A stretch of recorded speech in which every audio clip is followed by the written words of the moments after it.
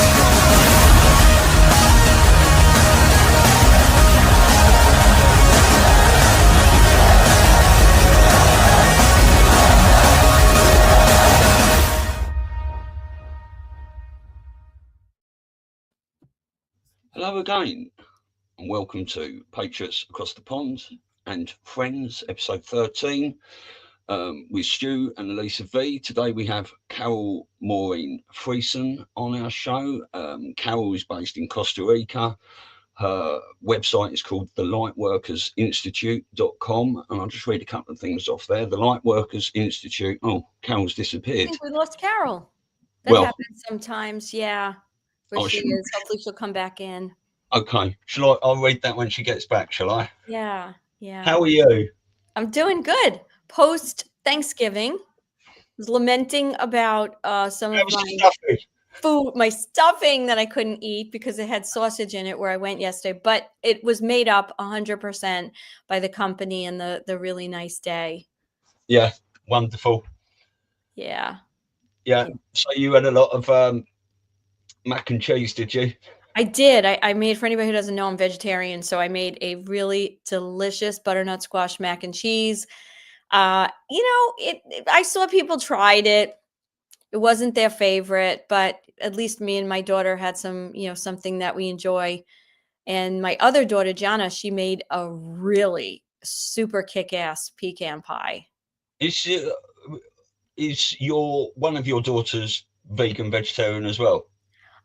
Okay, so one of them eats a little bit more than in terms of meat and stuff like that. But my other daughter isn't vegan, but she's chicken and turkey, more like poultry, but she leans more towards sort of the vegetarian cooking.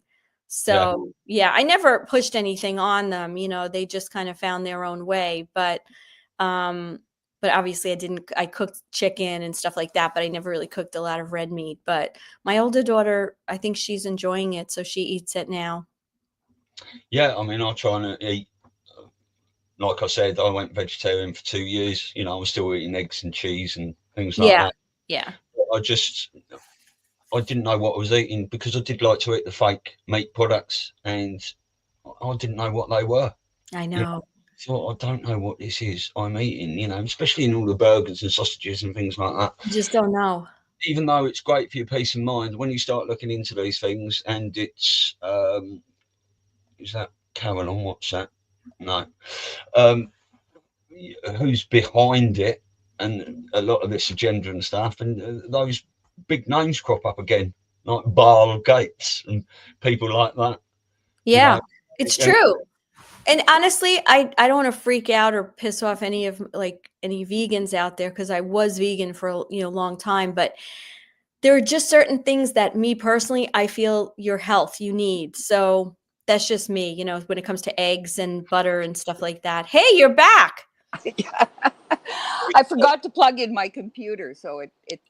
Okay, so it wasn't internet. It was it was the battery. I mean, bless you. Okay, right. I was just in the introduction. So Today we've got on Carole Moore in Friesen. Carole is based in Costa Rica. Her website is called the lightworkersinstitute.com, and I'll just read a couple of bits off there. The Lightworkers Institute, one light worker at a time. We are weaving a matrix of love spanning all walks of life to create a world where all people realise their full potential, embodying the power of passion and shine the light of their soul. And Carole Moore in Friesen, world leading expert in the sacred body-mind language, empowers individuals to realize their potential and embody their soul's light through psychosomatic therapy, spiritual numerology, and galactic signature blueprint. Hey, where did you get that bio? It's a pretty good one. Didn't you write that then, Carole? Yeah, where did that come from? That's on your website. Oh, is it? I guess I should look at my website. Yeah, it's not. It's halfway down the first page. Yeah. Oh, okay. No, I had a quick scan over it, and I thought, that's just a really nice bit to read. That. So, Yeah, how are you? I'm great. Yeah, just a little rushed this morning, with computers going down, and yeah. Part of life, right? What? It says part of life, right? Well, yeah. It's all excitement, right? Got to go with the flow. And your 13th show, right? So my number is number 13. You'll usually see Carole Maureen 13, right? There you go. So who knew? I've had it since when I played hockey and baseball. My number was always number 13 because I always believed it was a lucky number because it's the number of the goddess, right? Yeah. And it's also the 13th. But it's 13th nerve, right? And there's always say there's 12, but there's 13. Well, it's like everything else. I think they take the good things and they invert them, and try to make it seem like it's bad, and they use it for their own nefarious purposes. But I am so excited because, first of all, you need to know that when some of our blessings come in the financial aspect of things, George and I have said, because we have like a whole list of all these wonderful things we want to do in our healing center. But before we start helping other people, we're taking a hiatus, hopefully for a couple of weeks, down to Costa Rica to spend with Carole at Lightworkers Institute. And so we want you to just kind of go wherever you want to go. You have so much knowledge in so many different areas. Not only are you in the, understand the body and how to help people, I guess, let go of trauma and different things in their lives to, so that they can live better and feel better. But then you're like a total patriot. So you got that whole side of everything you've done. And you and I have worked together really closely over the last, 5-6 months, putting together Dear Mr. President, the documentary from Mel Carmine. And so you are just like well-rounded. Plus you've been on the Truth Tours and you travel all around the world with, many other people from this movement, doing some really good work. So where do you want to start if that's not enough pressure? What haven't we done, right? Well, maybe I'll start with who I am, like what, at least my background. And I'm from Canada. I'm originally from Steinbach, Manitoba, which is a small Mennonite community. We had a community of 5,000 that had 27 churches. We had no bar, no alcohol in the community. And so I saw what religion did to people. And we were brought up in the United Church. Because my mother was English and my dad was a black sheep. He ran away because Mennonites don't go to war. So he ran away from home at 17 and went to world. Yeah. And they put him in the medical corps because he was Mennonite. So they're not, a lot of people, they're conscientious objectors. So they would go to work camps. Anyways, that, growing up that way, and it was a great community, to live in. And I traveled, when I was 17, 18, I put on a backpack and I says, I'm not going to university. I have nothing that interests me there, university or college. So I went traveling for till I was like 28. I would come home and work a bit. And then in poultry husbandryman, because we had Friesen chick sales. And so my mom and I would buy and sell 5-day-old chicks because the hatcheries didn't want to deal with the small farmers, right? And my father, we owned a feed company. So the biggest family-owned feed company in Western Canada. So we feed all the hogs, but also chickens and cattle, right? So anyways, it was only in spring that we would do that. So I would put on a backpack and start traveling the world until I was 28. And then I kind of settled down and bought a restaurant in Lethbridge, Alberta, 28. I says, if you're going to party, you might as well own the bar, right? Right. And so I ran a bistro and blues bar for 14 years. So I had some of the best musicians from right across Canada, United States, come and play at my place. And we called it Saturday Night Live. And it was a really neat bar. There was no games or anything. I even took out all the televisions. We had 3 wood-burning fireplaces and a 16-foot mahogany bar. It was a great place. And it was right beside the theater, the big theater in Lethbridge, and that was a college town and university town. And so in southern Alberta, the 51st state, right? And so I did that for 14 years. And then when the Gothic age came in, in 98, around there, and I see everyone's dressed in black and black lipstick and nails. I says, hey, I'm 42. I'm out of here. This isn't fun anymore. And so, yeah, I sold it. And then I'd read the Celestine Prophecy, and I better go on my spiritual journey. It was, I started doing yoga and, things like that. And then I was going to go into biofeedback, but then, the soul takes you in a different direction. And then I thought, well, I got to go to Peru, right? And so there was this ad came up about synchronicity tours, and they were going to Peru, but it was so I phoned the lady and I said I want to go, but she says they were doing just their beta testing, sending out they were going to set up tours, and she connected me with 3 other people. But in the meantime, that spring, she says, well, there was someone coming from Australia, this really interesting man. So how things work out, she asked if I could promote a workshop down there called Messages from the Shambhala. And so I started advertising it. And then someone actually messaged me and says, what's a Shambhala? And I says, hell if I know, I guess we'll find out. And so anyways, what happened? There was a snowstorm. And so this man's plane had to land in Edmonton, not in Calgary. So we had to cancel the workshop. I only had 2 people interested anyway. So anyways, he was doing an introduction evening in Calgary. So I said to a friend, I says, we better go up and see who this man is anyways. So we drove to Calgary, which is like 2.5 hours away. And for this evening, 3-hour introduction. And as soon as this man, he brought a few people up at the front of the room, and he read right through them. And I says, whatever that man can do, I'm going to learn. So needless to say, I signed up for the whole training. And so what do you mean he read right through them? Like, what do you explain that? What do you mean? Well, he could read right through them. Like, he read their face, he read their body shape, what the emotional side behind it, and what happened at some point in their life, and what they were covering up, right? And the frame of the body, because your body is the blueprint of your soul. The bone structure is the blueprint. And then what fleshes it out is through life experiences and belief systems. And, he could read right through them, and they'd have a huge emotional release within a minute or two, because he could see them, right? And there was that funny little man with, the guy giving, his name is Herman. He's my teacher. And he was like a funny little man at the front of the room with a long white beard and long white hair. And he was born East Indian, but, he had an Australian passport with a German name. So he'd always make fun of that.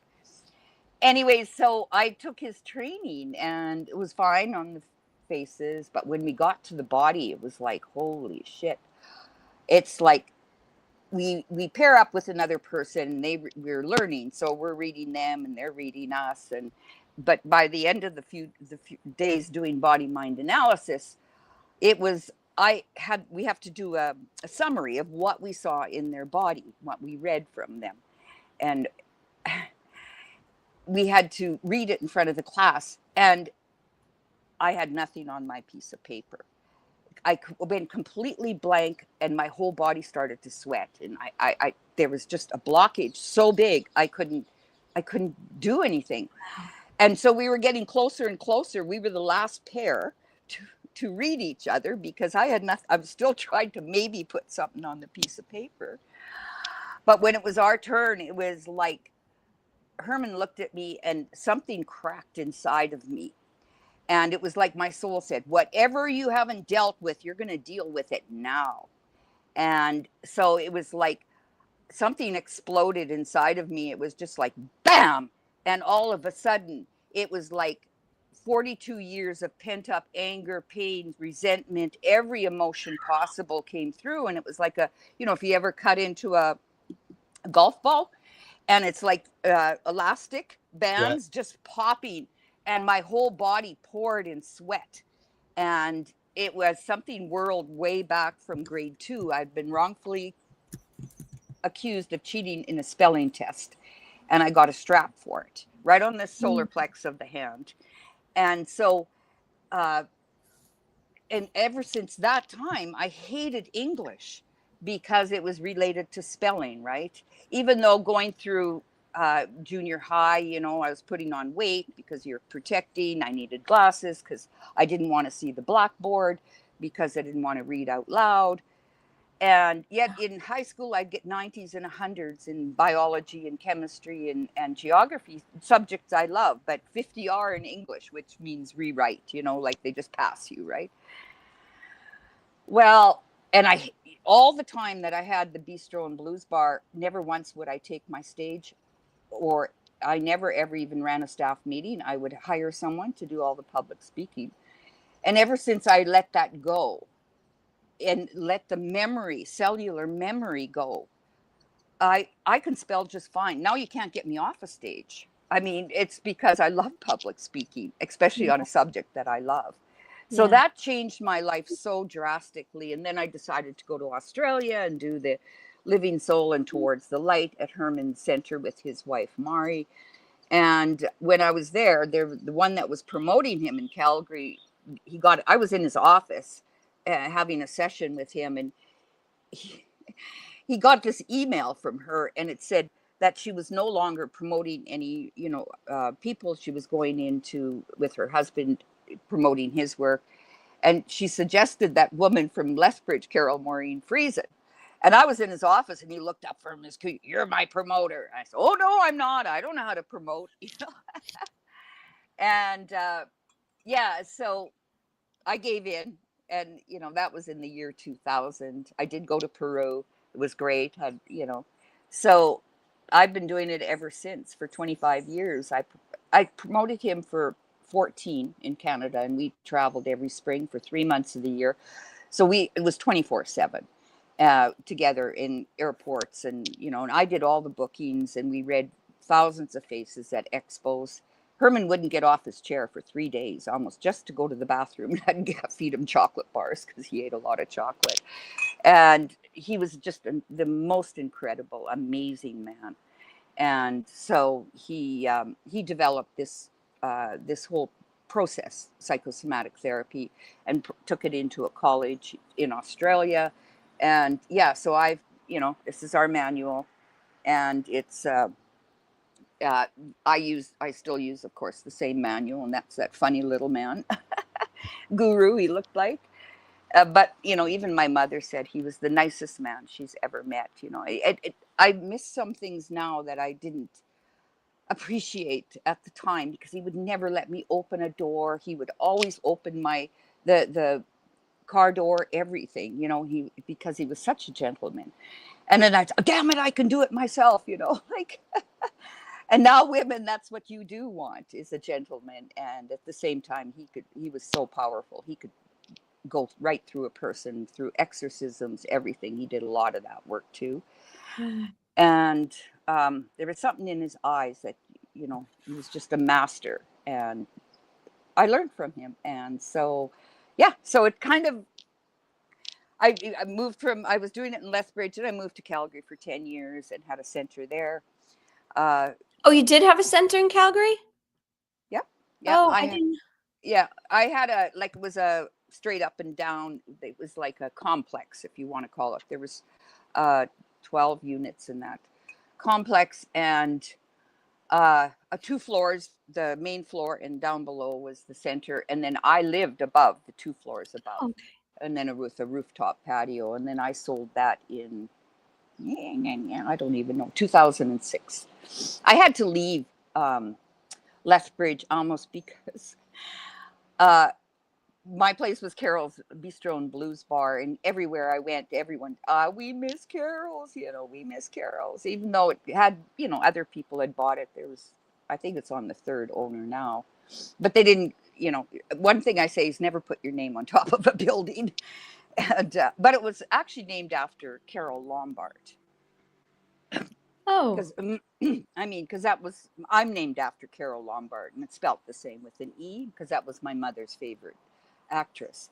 So yeah, it was, and then I moved to Vancouver for, I sold in, what did I say, 2000 and, no, I sold, I left Lethbridge in 2006, and I stayed in Calgary till 2016. And I thought, I'm always on the road. Why am I having this huge place, right?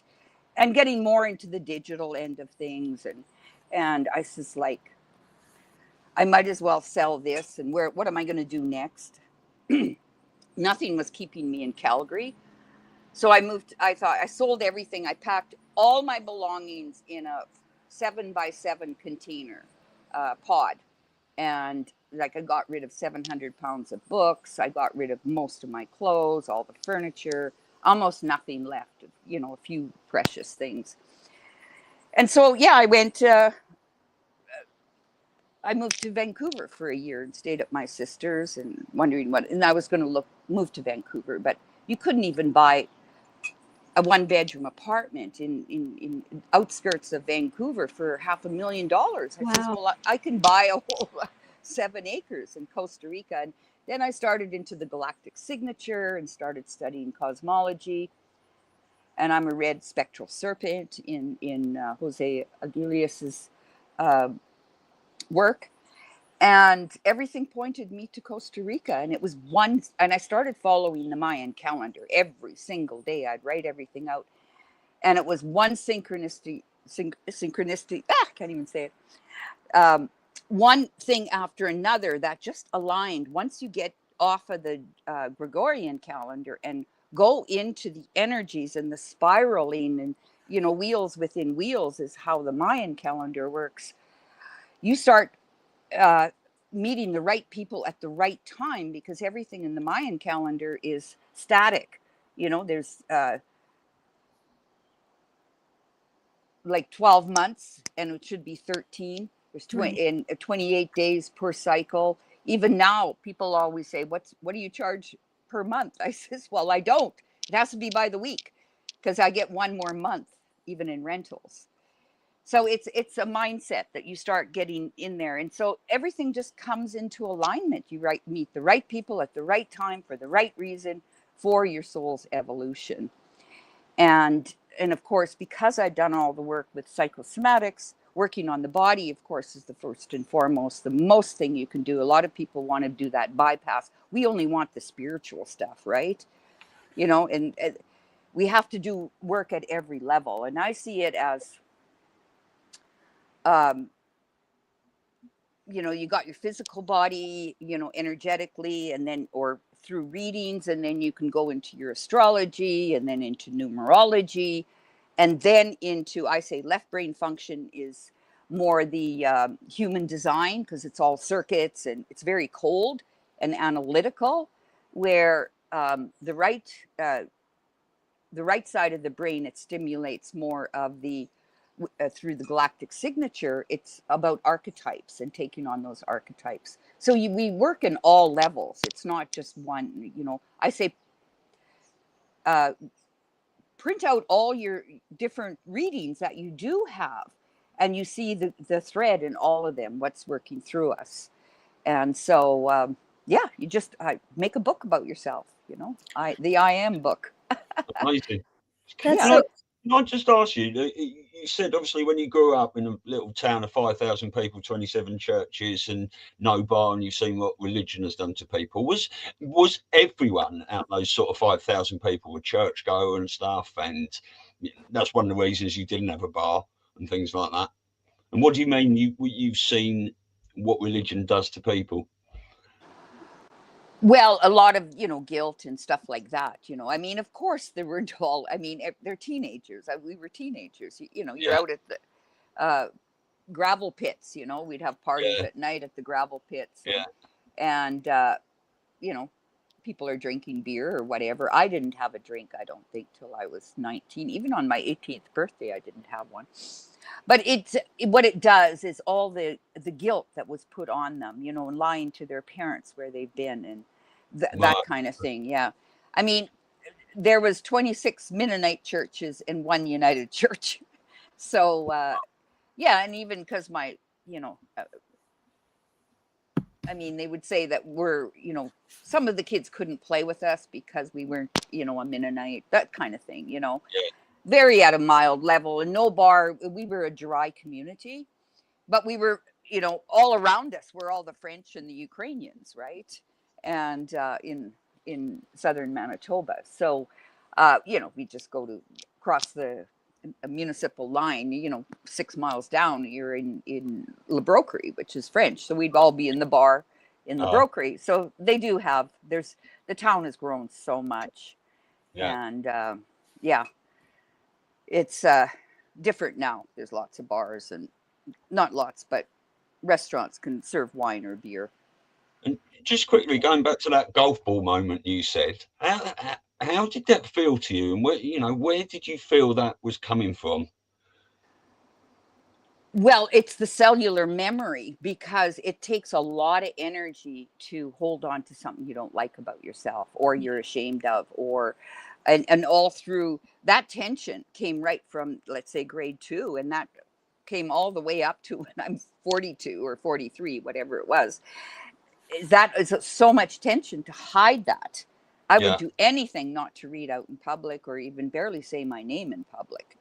And when that cellular memory, because all the messages are in the muscle system, muscles will tighten up in a certain area, and then the body will have to either put flesh on, like desensitized tissue, nice name for fat, or the consciousness leaves the body. So it's fight is you're going to put on, even muscle builders, there's usually a hurt little boy inside of there or hurt little girl. Then you have yang muscle tissue come on. It's fight or flight.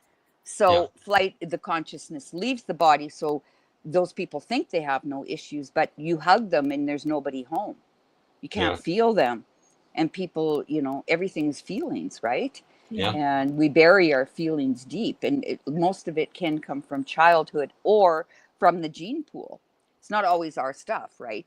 If someone's got Catholic knees, then we can, it's not necessarily the issue of that person, but it could be from the mother or the grandmother, or Catholic knees, meaning there's some sexual shame, so they put on a lot of weight in the inner thighs and a lot of tissue, fatty tissue there, because they're covering up something from the sacral chakra.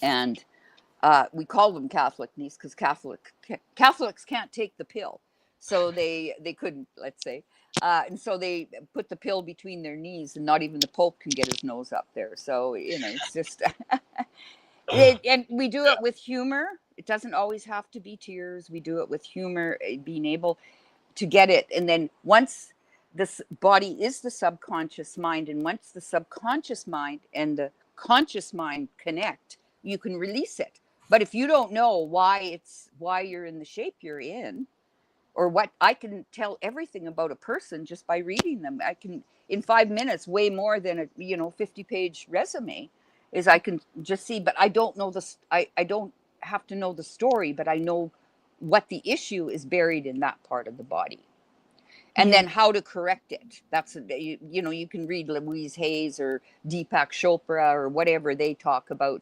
different things in the body, but they're not giving you the correction, and it won't do it through just affirmations. Like affirmations are like putting saran wrap over dog shit.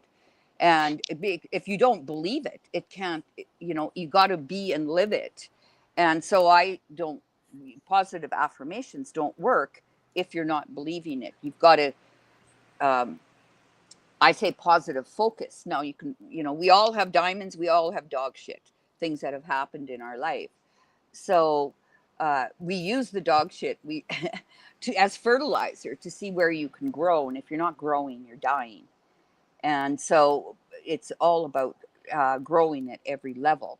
And so when you focus on your positive, you can let go of the dog shit and find the diamond. What happened in your life and what was a positive lesson through that? And I think the hardest one would be, you know, backing out of your driveway over your own child. To find the diamond in that would be very hard. But, you know, there's you inventory in your life and see where it's gone. So, I mean, that's, you know, about ourselves first and foremost, because who's the most important person in your world? It's not your kids. Yeah, it's not your kids. You know, they grow legs and they do this at teenagers, right? Yes, they do. And this is the most important finger. It's the most, you know, when you're doing hand reading, this is the spiritual finger. It's Saturn. And it's the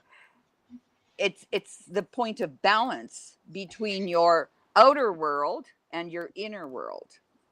Because when you have your hands at the side, which should drop, you know, in your posture, it should fall on the seam of the pants. And then everything's in front of you or behind you. What do you put behind? And you don't want to deal with your own emotions. Then, you know, we go through life whirling, wanting everything from the outside world, but everything is about your inside world. Right. And put on your own oxygen mask first, then you can assist others. And so it's, and it's a life journey. That's not just happened one time in your, you know, I still have, you know, I correct my posture all the time. And, you know, and when you're looking at someone else, I can't say your feet are out of alignment when mine are, you know. The first thing I do is straighten my own feet. Everything we watch other people's body language, which is, our work is the base to all body language, you know, even what someone's doing with their hands. Or I was watching someone the other day, they were fiddling with their ring. Maybe it was Mark Atwood, but it was on the right side. So yeah, someone asked me about that. Anyways, you can tell what a person is doing, even where they touch their hands. Or a good one example is the thumb is your will. This is the will in the, and this is will, love, wisdom, active intelligence. In the three rays, how light comes into the world, it splits into all colors come off of those three primary colors. And so a person like when someone does this, you can tell they're insecure because they're pulling their will in. So a child might do that, but a child also does this. They suck their thumb because they're insecure. So I can tell, you know, immediately, even for myself, sometimes if someone's not listening, I'm speaking in public or whatever, someone's not listening, something happens that I feel insecure, I can feel my thumb kind of go in, and immediately I put my thumb out, right? Or if when we're training, you know, when you're here 2 weeks training, we look at every little aspect to retrain the body. Now, a lot of people will use coaches, but coaches is a mental thing where every team or sport, they have a coach and they have a trainer. I'm a trainer. I'm not a coach. I'll just tell you what to do. I'm not going to, you know, and you have to do it in the moment, not next time. Next time I'll do that. No, right now, right. Even in our language, you know, someone says, oh, I know. Now change that word because the body only hears N-O. It doesn't hear K-N-O-W because everything is a frequency and your body is the amplifier. And we have to speak from the whole body, not just from just the throat chakra up and blah, blah, blah. You know, we have to get into our full empowerment.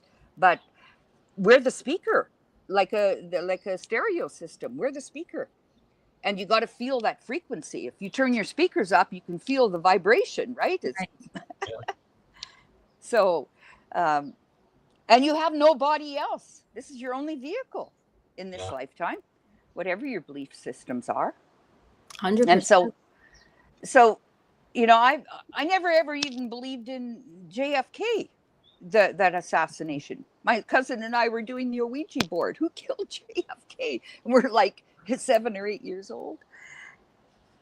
She doesn't like me saying that now because she's quite religious. Don't talk about that Ouija board. I says, Patty, it was your Ouija board. Anyways, it was 9/11, and then we just went through life, right? And 9/11, that didn't make sense. Religion didn't make sense to me. So, and then really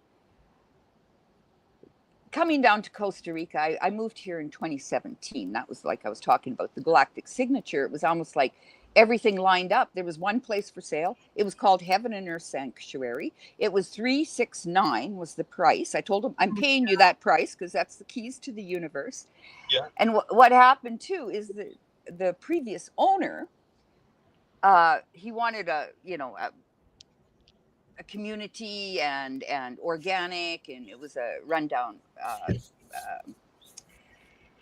permaculture farm, but he was building houses for other people, but he had one problem: he didn't like people, so it didn't work out for him. So but he was the first facilitator for the Flower of Life, Drunvaldo Melchizedek. I always say it wrong, and the Flower of Life books. Yeah.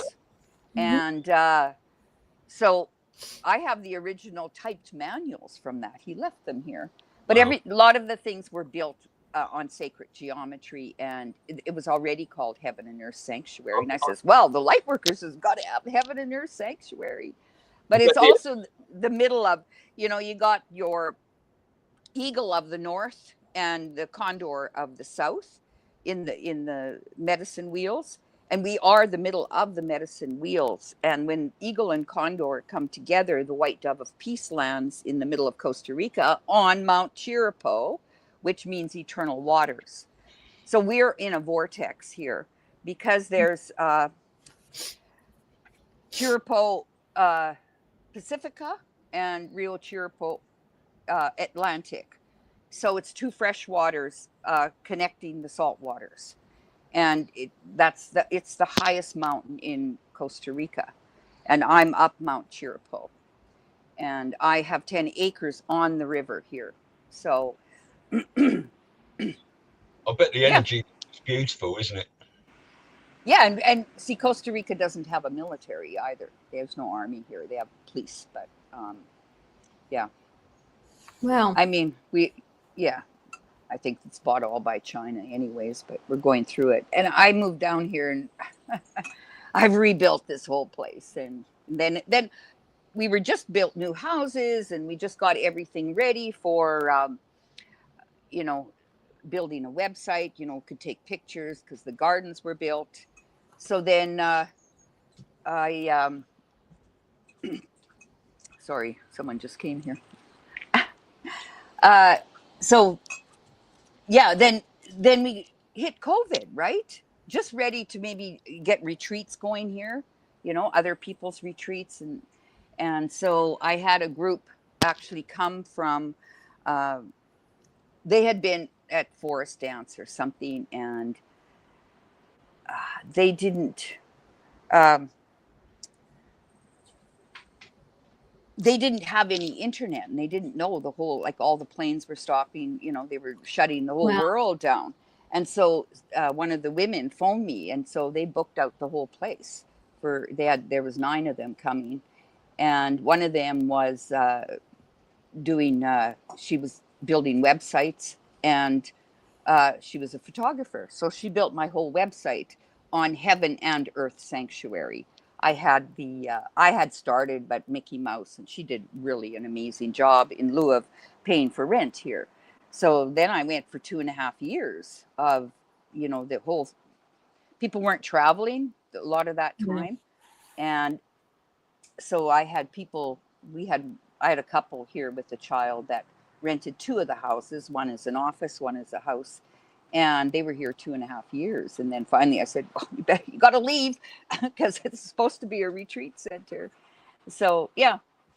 and that's when I kind of went down the rabbit hole. Like, the first thing that came to mind was I heard something about flatten the curve or herd immunity. And Mm-hmm. I says, well, we know through agriculture, it's always, herd immunity, right? Not flatten the curve.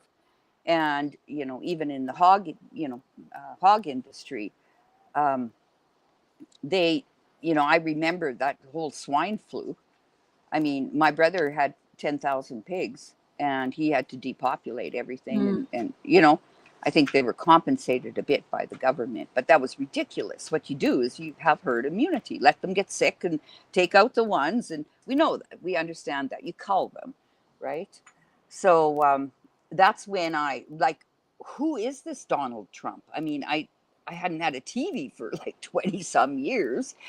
Of course, I knew the brand, and I never ever watched Apprenticed or anything. And then I started watching everything, all his old stuff. I watched every round table, and wow, I mean, this guy is telling the truth. It's always you can feel it in your soul if Right. you're open. And Ascension is all about opening our consciousness to a higher level. Mm-hmm. So yeah, it's and that then I started. The first person I I was watching, a few little things, the early podcasters, if you want to call it. And then I was watching Dr. Jason Dean, and he had Jason Q on. And the first book he held up was the Keys of Enoch. And I said, shit, I've had that book since 2001, but I never read it. I've slept on it, hoping to absorb what it says. And he's the first person I ever see with that Keys of Enoch. And so, yeah, then, it starts to unravel. Of course, Yeah. I started watching everything. Now he's my adopted son. Yeah, And I bought I've that spent- book. I bought a book as well after seeing Jason with it. Yeah. Well, and then we had, getting into the whole Truth Tour also is when I was watching Nick, of course, Elvire, and he was with Louis Herms, and they were somewhere. I thought it was, with the guy with the flags, but it could have been Jaco's show or something. I'm not sure. This is, back 5 years almost, right? And then they said, Who's Louis that? had Russell said, J. Gould, is it? Russell J. Gould, is that the man with the flags? yeah, I think. I don't know where it was. I know it was in California. They were traveling a bit or something. Anyways, then Louis Herms asked, he says, anyone know? He gave a list of people, and Jason Q was in there. So I emailed his website, which he said he never looked at those emails, but it was a few weeks or even a month later. I saw him in a chat, like Louis Herms again. And I said, did you get my email? And he said, no. He chatted back in the chat of the show. And then he gave me his new email. And then, of course, I started connecting him with Kelly Higgins, which was One Republic Network. And then Kelly and I became friends, and we started doing a show together. And then we started running the marathons, and we did a 24-hour marathon. We called it the Truth Marathon, not Truthathon. It was Truth Marathon. And we needed another interviewer, and I says, why don't you ask that man Louis Herms? And so we brought Louis in, and so there was Jason, myself, Kelly, going those 24 hours, right? And Louis, and that's how we got in with the Truth Tour. And so so I've been on with them ever since. So that's kind of in a nutshell. And my kind of thing is to bring in more about standing in your power as a patriot and standing in truth. But the body, you got to stand in your body and use your body language for that. So Yeah. I have so many questions. I was making some notes as you were talking, and I just want to flip back to when you started talking about the Mayan calendar. So can you talk a little bit more about like that? Because it sounds like that was a little bit of a linchpin to having more synchronicities and things fall into place and following the way, I guess, the natural way that we're supposed to be living in according to time. like if someone was interested and wanted to go into that, what do you do? You just start looking at each day from that calendar specifically? Like how do we do that when we're using the Gregorian calendar to set appointments? And like how do you kind of bring those two things together? Well, I consider the Gregorian calendar more about your outer world. Okay. And your inner world, I would sync with the Mayan calendar.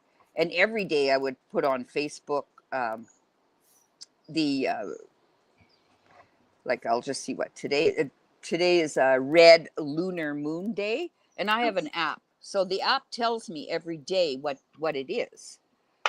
And it's and because I know it off by heart, then I can go through all the archetypes and stuff like that. So you start doing other people also.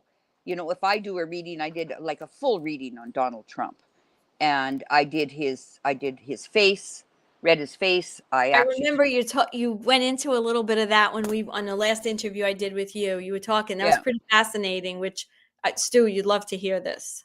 Yeah. Well, first of all, I'm reading his face. I found a picture of his feet, even so I could read his toes. What I do, okay, is take a picture. I find one on the internet as best as possible where it's straight on, and then I cut it in half, and I put two right sides together and two left sides together to see how the right and left brain are they interacting, and then I did a little bit. I didn't do a body reading, but I did more of a body language reading, especially with the hands, all the different gestures that he does make. He's always got an open hand, you can tell, and his hand shakes, those type of things I could do on that show. And also, I did his numerology. He's a 314, 3 meaning expression and sensitivity in the throat chakra. And he has a way with words in his throat chakra and the crown chakra. So creativity and confidence is the 1. And 4 becomes, we add the 2 together, then the soul ray is a 4, and the 4 is base chakra, but it's also comes from the red ray of active intelligence. So, that's in his numerology, and his galactic signature is a blue electric hand, which is the avatar. And so then that's in his 3rd dimensional self, in the solar plexus. He's like an avatar. But in his 1st dimensional self, in the Mayan reading, would be he's a white wizard, and that's in his DNA, and that's in his blood, right? And the very base. And then we go to our 2nd one. He is a yellow human, which is the sage. And then his 3rd dimensional self is the blue hand, the avatar. And then his 4th dimensional self, which is his heart desire to learn in this lifetime. And that is a red earth. And the red earth is the navigator. He's navigating us through this 4th dimension and through all of this fallen angels, if you want to call it. I don't go into religion, but and then his 5th dimensional self, his higher self, is determined by his tone, which is electric, but his higher self is the blue monkey, and he is a monkey. He's got he's always got a monkey on his shoulder, but the monkey avatar is the magician. So he always says he's got a magic wand, right? And he's got it in the wizard and in the magician. So there's just, so much that, when you actually do all the readings, he's right in his right into alignment with everything. And, the yellow human, well, that's the sage in him, and he loves humanity. So, then you start doing numbers, and Melania, she's a 2911, which is a double crown. She's the queen, and you do their numbers. Their relationship number together is a 4 and 11, which we go 1 1. If you go 4 plus 1 plus 1 is a 6, and the 6 is they're here together. Their energies are together. Is the gold ray of love, wisdom, and it's the Christ consciousness ray. when you bring those two together, right? Eric is also a 2911. Don Jr. is the same as Trump, 314, and Barron is a 134. So it's funny when you see the family dynamics too, which, you know, who everyone is. So those are the ones I have memorized. I can't remember what Ivanka is. But, oh, I muted for the dog was barking. What about his face? Like you were saying about his face, what are certain things about his face like that you have read or that you could see? I believe it was his left side was much bigger, so he has a lot more to come through his personality. He held back. You know, you think he's got a big ego, but he overcompensated. He's got a small nose. He doesn't have a big nose. Big nose is ego. Really? Yeah. Yeah. Well, your nose knows it all, and it's a little nosy. So, and So- you see, in Jewish people, they have a huge nose. Yeah. Well, some Italians too. If you look at Well, Italians, yeah. they have big noses too, right?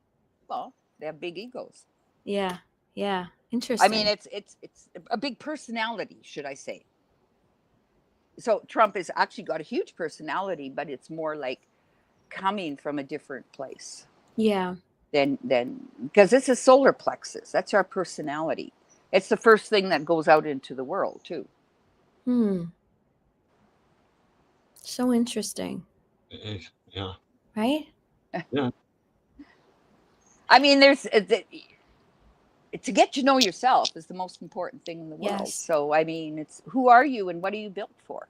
And that's the base to all things before you even venture off into the other realms of, you know, it's what are you built for? Are you a Mack truck or a Ferrari? Right. Yeah. Was it, who was it? Was it, I mean, like Stu, he's very sensitive. It's an inverted triangle at the bottom part of his face. So how he interacts with people, but it's also to keep you grounded too, because the hair on the face actually, you know, mental growth. Herman used to say, I need a beard to hold down this hot air balloon, you know. It's so easy to go up into your head. So all of the language through psychosomatics just to be clear, psycho means the consciousness or the psyche in the soma, which is in the physical body. So yeah, so it's about bringing the consciousness into your vehicle. I mean, if you're going to drive this vehicle, you want to be in the driver's seat. You know, you don't want to be floating, you know, above the vehicle, you know, on the hood of the car, right? Yeah. You got to be fully aware at all times. So we use awareness, alignment, aligning yourself to connect to the life force and the light source, to allow that energy to move through the body, right? Yeah. And not let it get stuck. Otherwise, it can put a kink in the garden hose, even if you're busting your back to please other people, or someone's got scoliosis. It's because teenage years they couldn't stand up for themselves. They don't have a backbone. We can correct all these things through posture and understanding, though. You got to understand when it started and how we can move forward with it. So I was just going to ask you, so two things. I remember last time we spoke, you were saying that when you work with people, and I think you even had, if maybe it was Charlie Ward's event, where you had the pictures, where you showed the people. So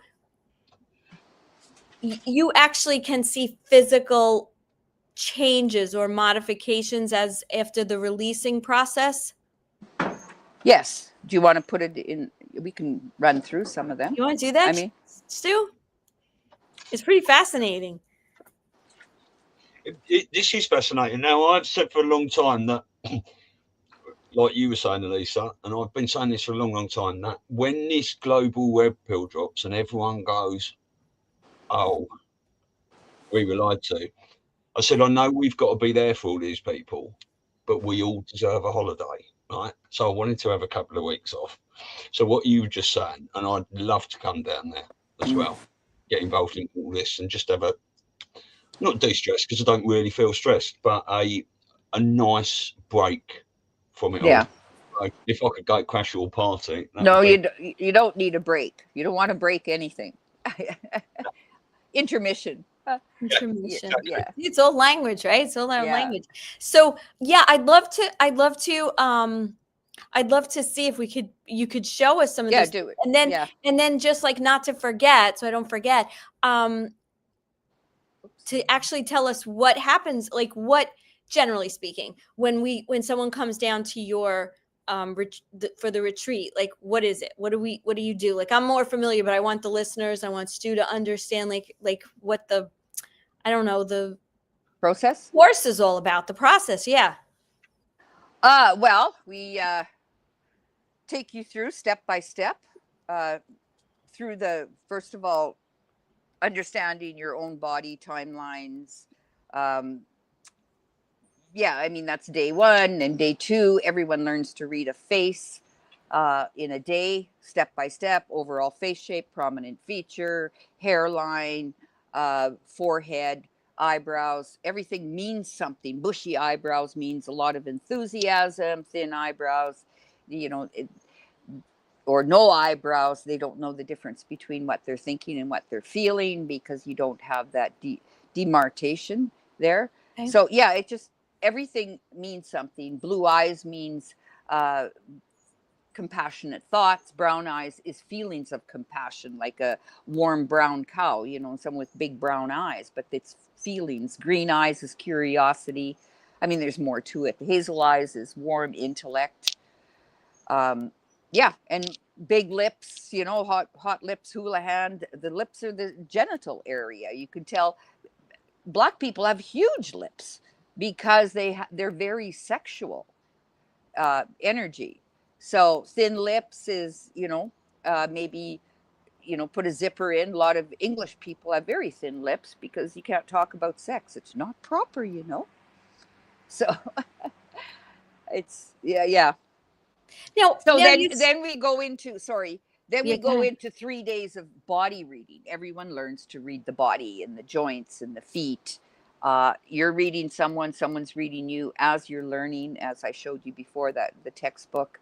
Yeah. Yeah, and then we go into the hands one whole day, and then we start into like emotional anatomy, is looking at overall shapes and reading people. We go into psychosomatic diseases, you know, what's running in your own gene pool, that what's the emotion behind it. A lot of people will do mental and physical, but they won't do emotional and spiritual learning from disease. So yeah, and then we bring in, the last few days we bring in people to from the community to come in for a reading, and you get to do some physical readings and also emotional release trigger point. You learn it to do it on yourself first and foremost, and you know, you can do it on other people too, but it's we trigger the, because we've set up everything in those first few the first part of the training, and then your body is ready to release it, so we can trigger it out a lot faster out of the body and get deeper into the body. So I have a question. So a little kid is born and they have a big nose, right? They just have a big nose, like it's genetics, whatever you want to call it. And they're not that way. They're small. They haven't really developed this big ego versus like an adult who maybe they're even shy. I'm thinking of someone very specific. They're shy. They're very reserved. They're very introspective. How does that generalization, like, you know what I'm trying to say? Like, how does that relate now to someone who their personality defies what the body is saying?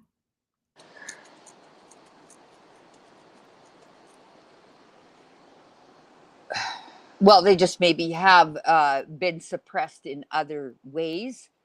If I'm, we all come in with the body, right? And Right. it's the bone structure, but we also pick up it's in our genetic pool. I was But going to have ask you you that.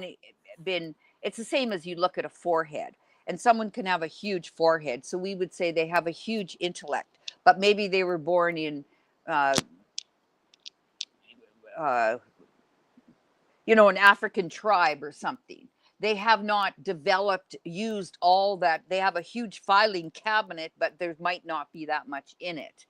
Okay. So we all have traits, and it's about, well, the nose for one. You're talking about the nose. The nose is keeps growing. The nose, it really starts to take shape in our younger teenage years, like 12, 13, 14 years old. We Yeah. still, and some people's nose will grow all their life. We'll keep growing. Really? Yeah. Wow. Now, if someone, okay, so here's a crazy question. We're just using that as an example. But Yeah. so somebody becomes aware, right? Because that's the first step, to be aware, to connect with your body, to understand. They come to your Lightworkers Institute, and they get an awareness of maybe this ego that they're not really aware of, and they want to change that, or they want to, understand why that happened. Does the face actually change? It can. I've seen it. Really? Someone's, maybe they've had well, one of my students for sure, Chrissy, she had a twisted nose, like her nose was, out of joint almost. And so when she actually understood what had happened in her childhood and how she had suppressed herself, and when she would get her nose out of joint, she connected with that energy, and then right in front of her eyes, her nose straightened. Really? Yeah. And That's you can see it crazy. so many times. And so I am a little distracted looking for the PowerPoint. Sorry. That's okay. Yeah. That's crazy. Well, I think we might have talked about this. I don't know if we've talked about this, Stu, on our show. I just was having a conversation. Maybe it was in my personal life.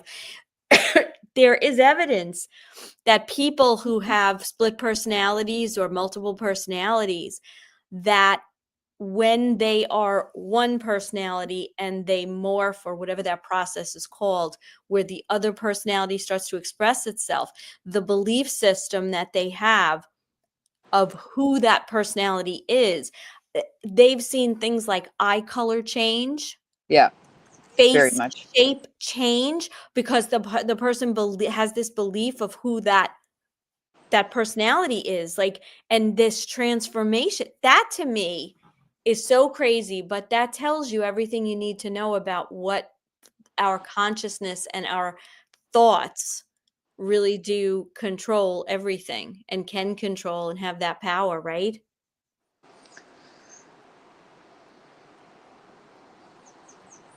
Now you're looking for I'm looking for the PowerPoint. I don't know why. of the course. Yeah. You know how things change and then they won't open. Yeah. Does not compute. So, Stu, just I guess it was maybe, I'm going to probably get my time frame wrong, but maybe like 6 months ago, wasn't like Joe Rosati and Scott, they came down to your place? I think there might have been a few more people, but I know like a bunch of them went together and enjoyed, what is it usually, a week or 2 weeks, the general time frame for doing your work? 2 weeks, 14 days. We go do 6 days on, 2 days off, 6 days on. Oh. And they weren't here for the training. No, I think they're coming in maybe April. Oh, they were just there to visit? Yeah. Oh, okay. Okay. So we got to get them back to do the training. Yeah, we'll see when. Mark Atwood and I are doing a webinar next week, towards the end of next week. And because we have 20 people already for February and April. So, I mean, not already. They've 20 people. I did a show with him. I had over 300 people sign up for the free ebook on the lightworkersinstitute.com. It's called Your Body Never Lies. And then I got just over 20 people emailed me personally and are very interested in coming in 2026. So I only take 8 people, 8 to 10 maybe, but Mark and his daughter are coming.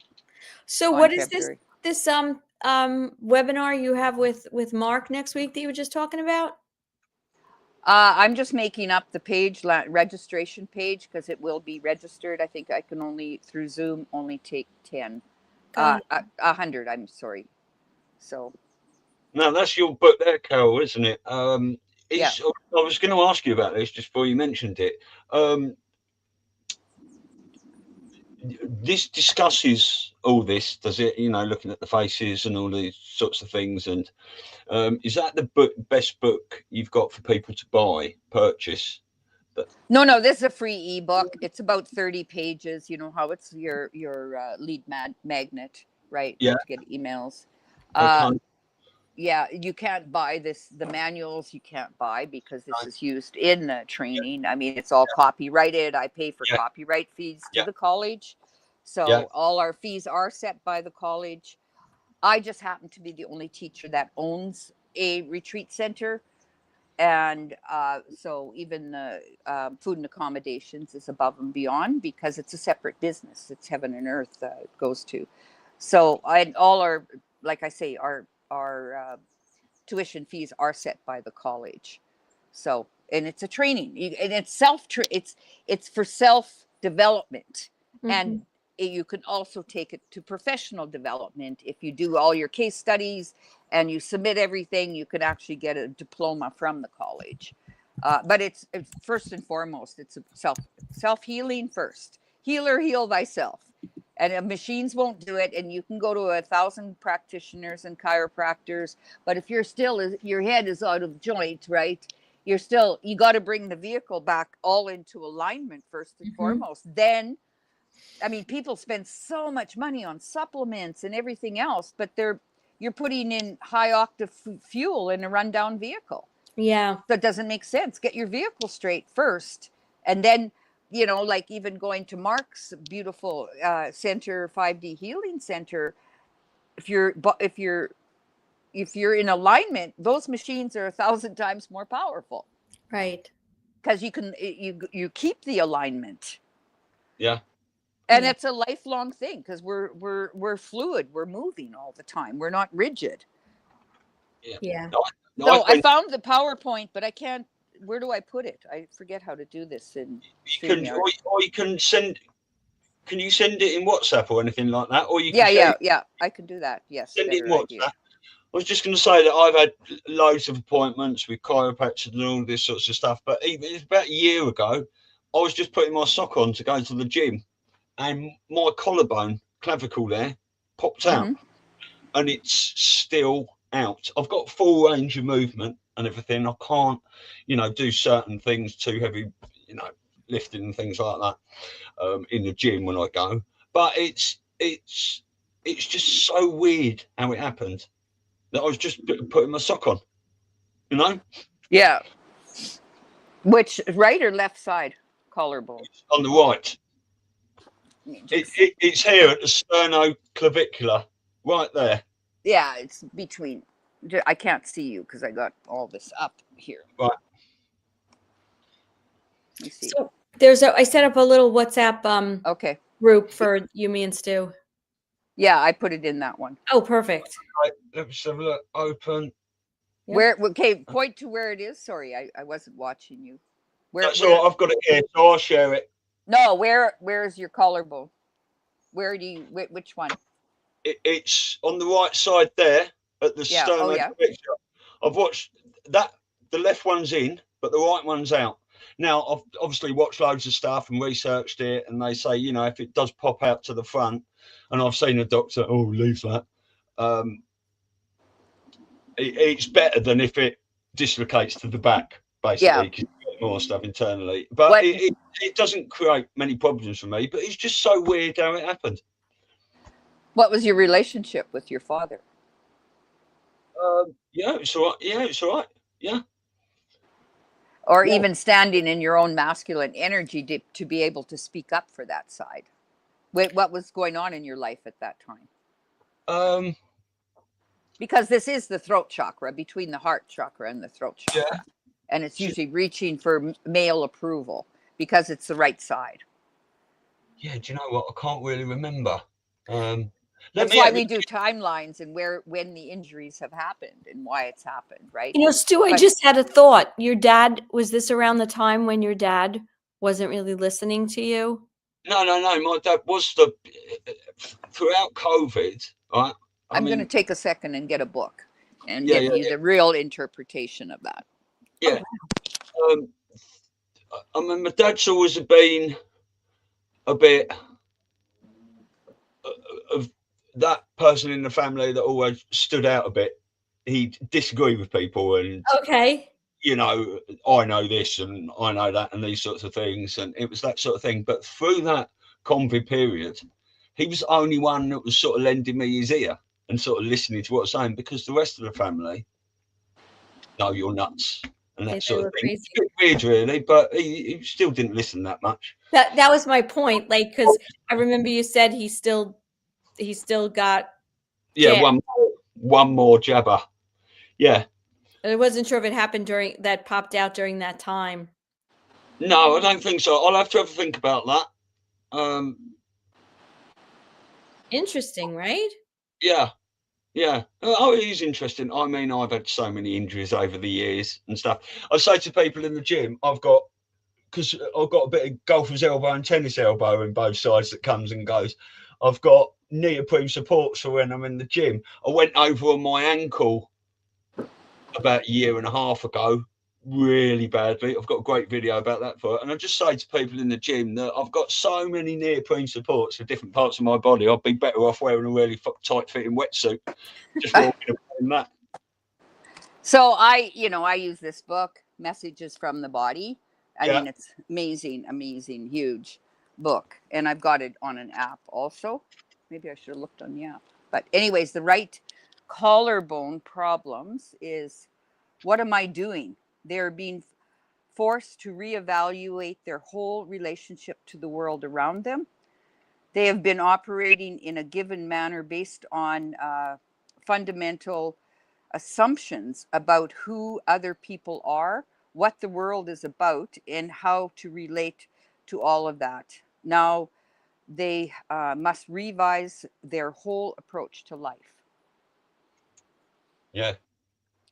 Oh, yeah. Well, I think a lot of us have been doing that over the last few Yeah. years, haven't we, really, with relationships. And Mark Atwood says COVID was the best thing to happen to humanity, because Yeah. now everyone knows who everyone else is. And people can't say, I didn't do that, because everyone watched what everyone was doing.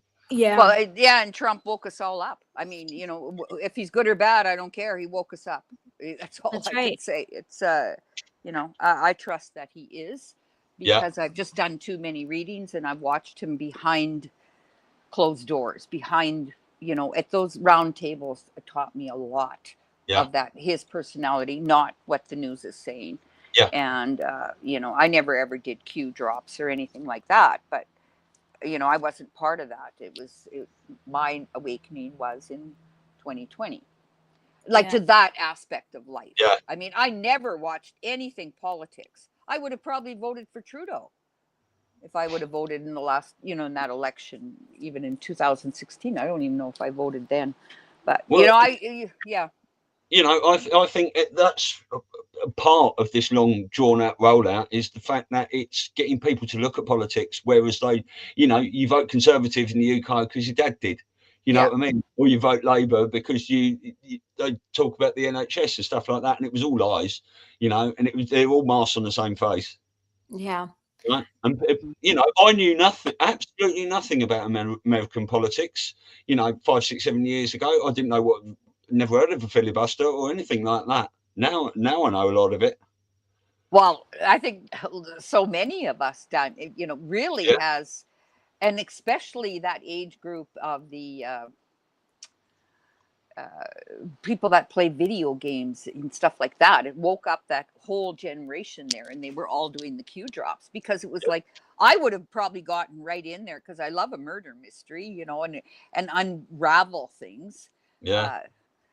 Even going back to how things can sync up, even years ago, there was something put out by what are the Mensas? Is it Mensas? The intelligent, Yeah.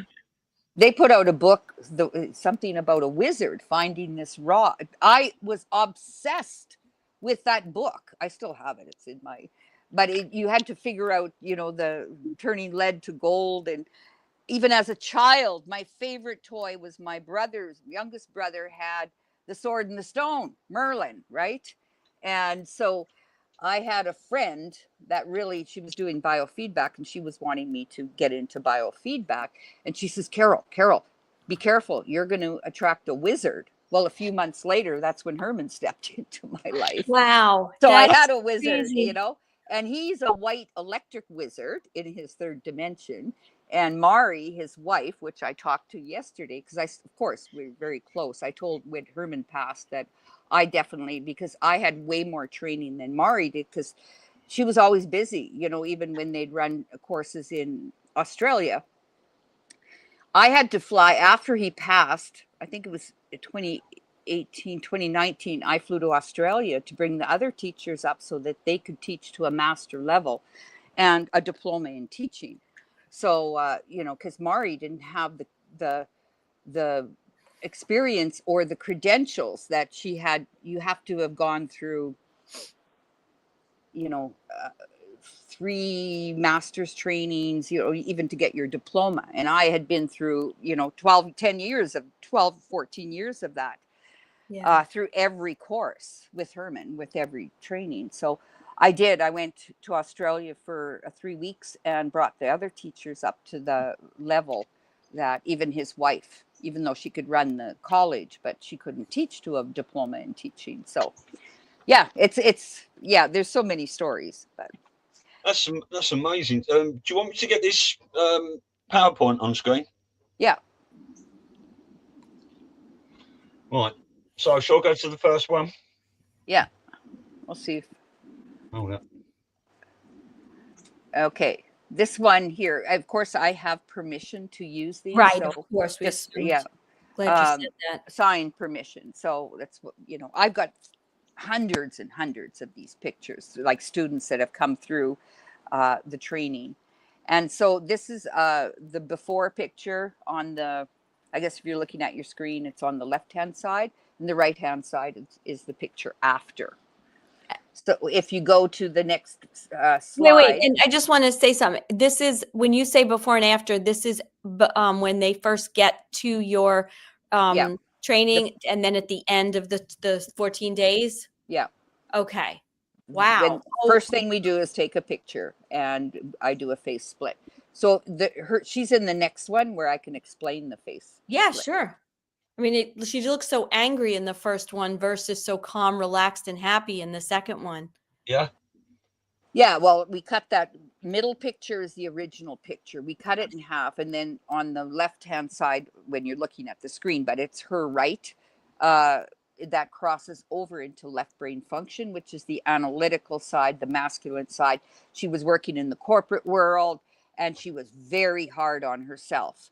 And so if you look on the right-hand side of the screen, the picture there, but that's her left side because we're looking at it, you know, full on.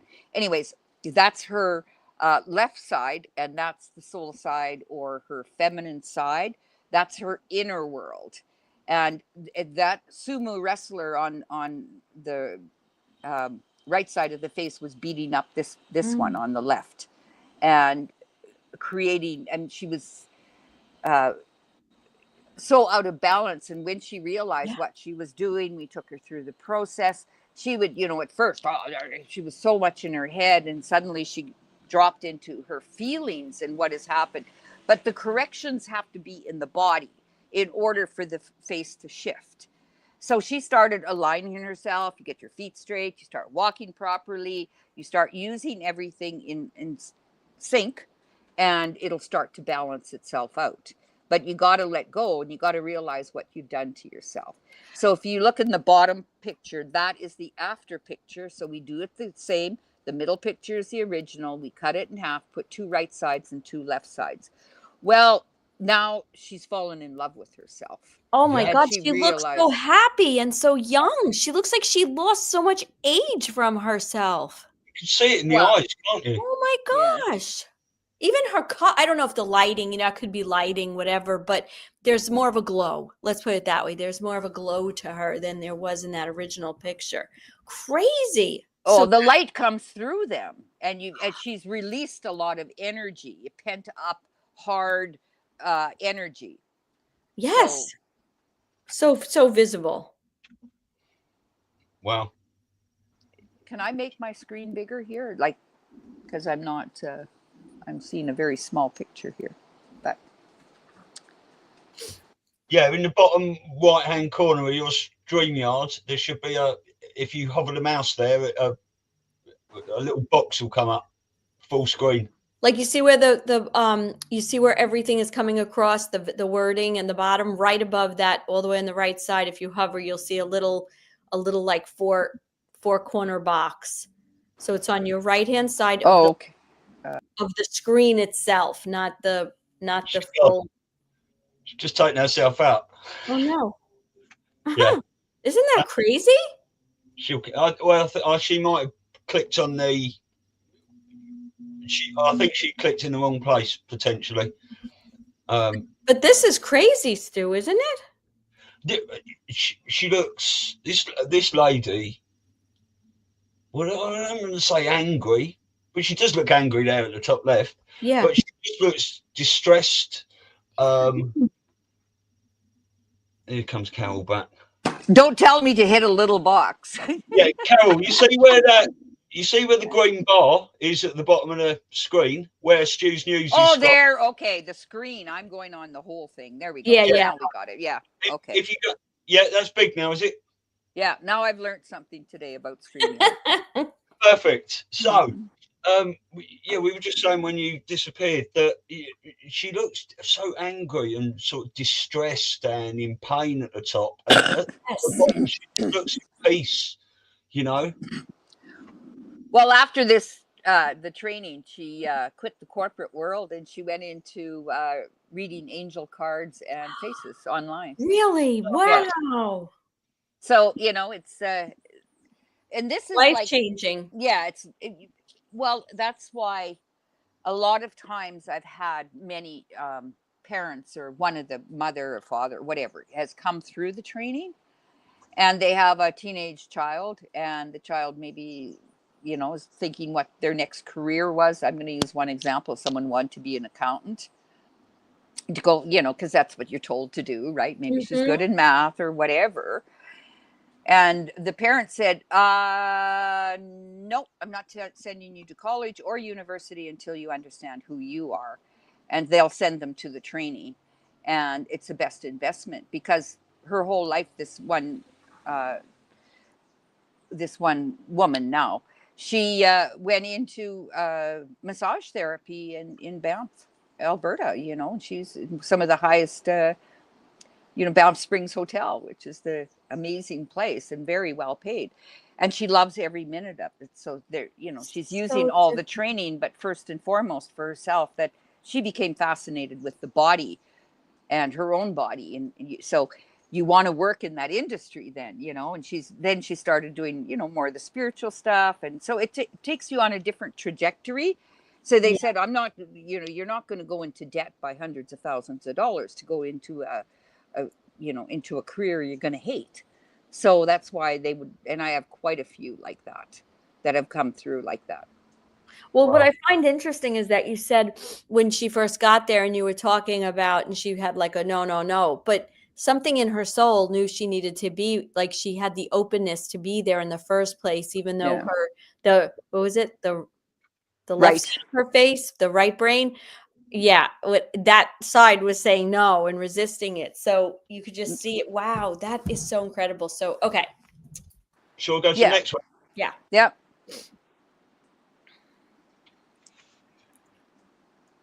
So this is the before and after. The one on the left-hand side is before, and then the one is after. And I think you go into the next slide. I have so many PowerPoints. This isn't usually the one I use, but this is. Anyways, you can see the middle face cut in half and the two right sides together and the two left sides. And then that's her again at the bottom. And how much more balanced she's come in.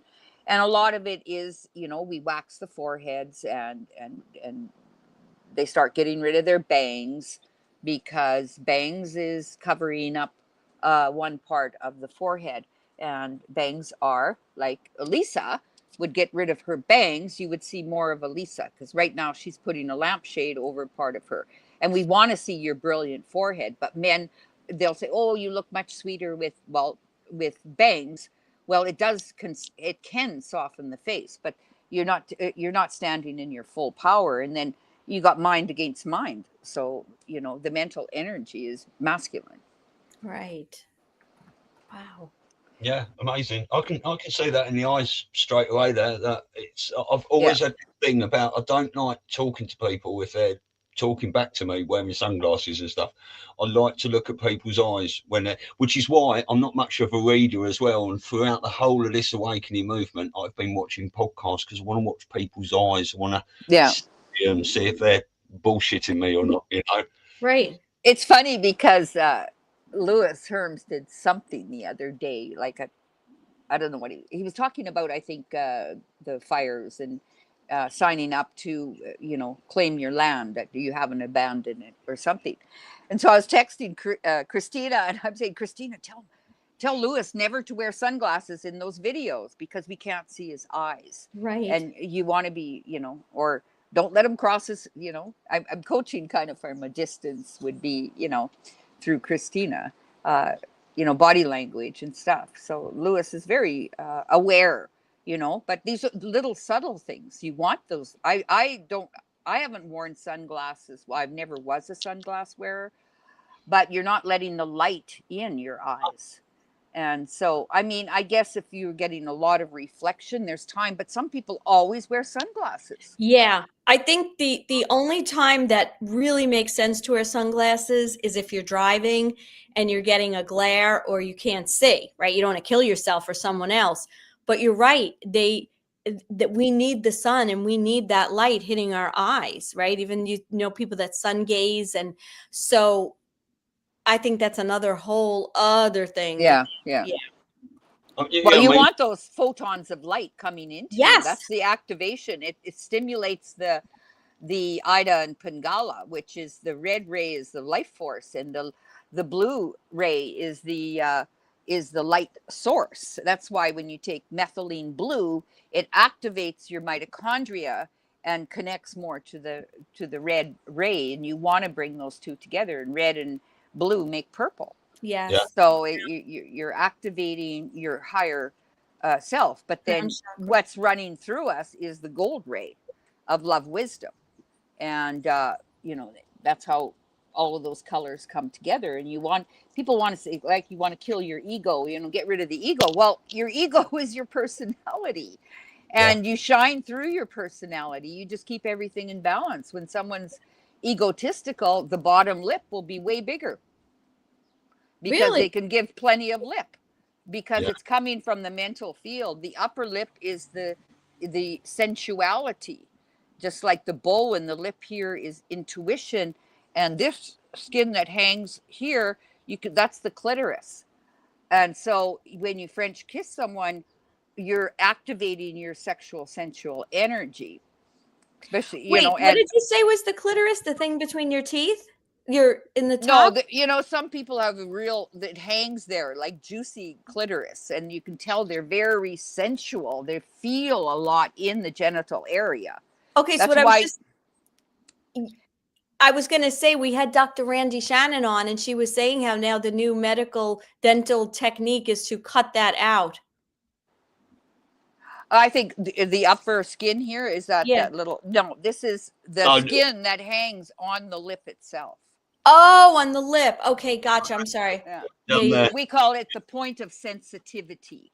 And, I tell men, hey, suck that part of your woman, and actually kissing someone is more intimate than intercourse. Yes, I would totally agree. And 100%. And not to be silly, but I was watching with my daughter the other day the movie Bridesmaids, which is just so ridiculous and silly. But she was talking. The woman's been married 100 years, and she has sons, and she just wants to get away and go to Vegas and have a great time. And she says the very naive girl says to her, "Oh, you haven't had sex, in a long time." And the woman who's married and bitter goes, "No." She's like, "We have sex all the time. He hasn't kissed me in 14 years. And I was thinking, exactly. That's the intimate part of the relationship. Well, if you understand from Pretty Woman, And the hairdresser, hooker hairdresser, you kissed him, you should never kiss them, Right. because you'll fall in love, right? Right. Exactly. So yeah, I mean, that's yeah, she kissed him. Yeah. And that's, often in that industry, a prostitute won't do any That's kissing. right. Yeah. And just go back to what you said before as well, that I never used to wear hats. I only started wearing hats when I started cutting my own hair in lockdown, and I've been doing it ever since. And I only used to wear sunglasses when I was driving if the sun was down, but you don't even need sunglasses anymore. If you've got a cap like that and you wear it like that, it's far better to drive in to keep the sun out your face. Anyway, Yeah, well, you still get that lighting. It in the forehead, while you also are putting a lid on it, because this is how we it's like a dish, right? And we're picking up energy, mental energy, right? So satellite dish, I call it. But now in the army, you put on an army hat. They shave all the hair off, Yes. cut it really short, because you want to disconnect people from their feelings, and because you won't be out shooting people if Sure. if you're connected to your feelings. So what happens even in the forehead? This is the brow bone. So when someone's forehead is slanting back, mine's straight up and down. I have very high imagination, where if it's sloping back, they're in the present moment. And it's like putting a visor on. I'm going to stay right here and follow orders. And it's making almost a brow bone, if you want to call it that. Where someone with a dome forehead, you see a lot of that, is long-term memory recall, because this is observation, this is memory, and this is imagination. So mine's straight up and down. So it tells me prioritizing, I've got a very high imagination, but I had a lot of hair coming in on the side, which is like putting it, it's blocking the peripheral vision. That's why on horses, they'll put this on, but you want to widen yourself. The bone structure was there, but old memories and old belief systems, when you take that out, it opens up and it's synchronized. The face becomes more symmetrical. So if you think East Indian, sometimes they'll have hair growing. It's all baby fluff, way from the past, but it's holding us back, to our primordial self, because that's the animal instinct is with hair, right? Yeah. So, this is observation, memory. So long-term memory recall, imagination. So if there's three people, let's say a realtor, a lot of realtors have come in to learn to read faces, how to speak to someone. So if you got someone with a slanted back forehead, you might say to them, well, you're showing them a house. They just give me the bottom line. What's the price? When can we move in? That's it. They already made their decision on things, and it's just water off a duck's back. If it's the imagination, say the wife has the imagination, a dome forehead, you might tell her the whole history. She wants the whole history of that house, when it was renovated, when it was built, right? That's how they make their decisions.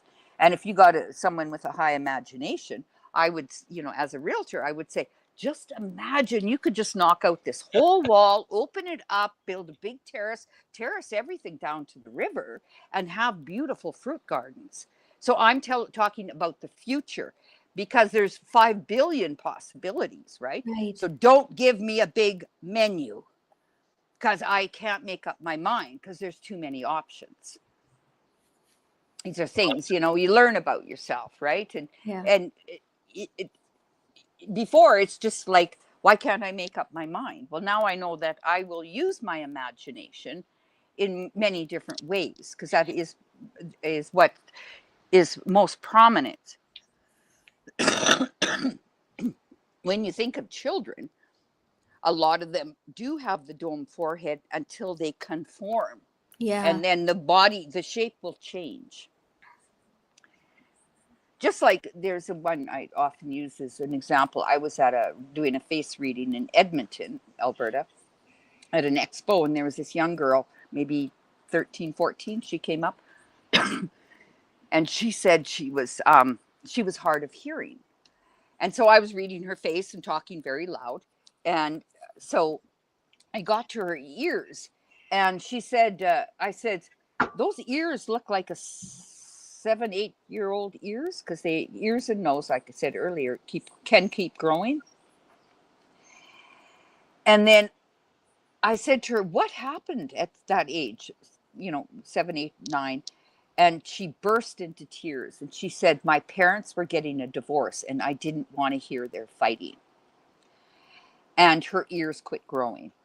So she shut that down. So something popped inside of her, and suddenly she said she could hear a lot better. I wish I would have kept in contact. I mean, this has got to be 12, 13 years ago to see how much more that developed. And it was just kind of that's one I really, really remember. I bet they started growing. Oh yeah, could. I mean, I had another one. This is the first time I ever did an expo in Montana.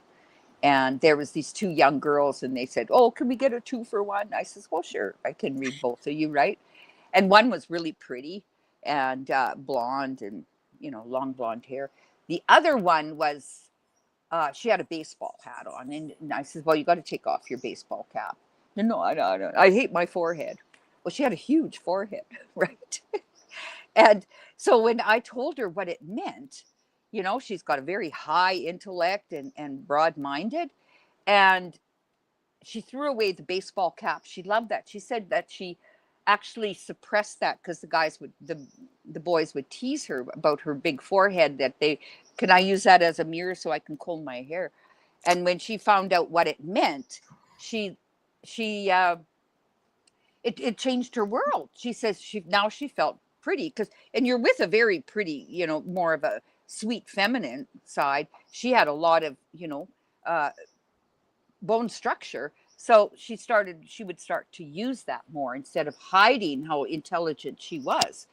Because some people will actually put wrong, they're being, on an exam or whatever, they'll almost want to make some mistakes because they don't want A+, right, because they're, kind of, you're too brainy, right? Yeah. So, I mean, there's so many things when you understand. And these ones they were about 14, 15 years old, right?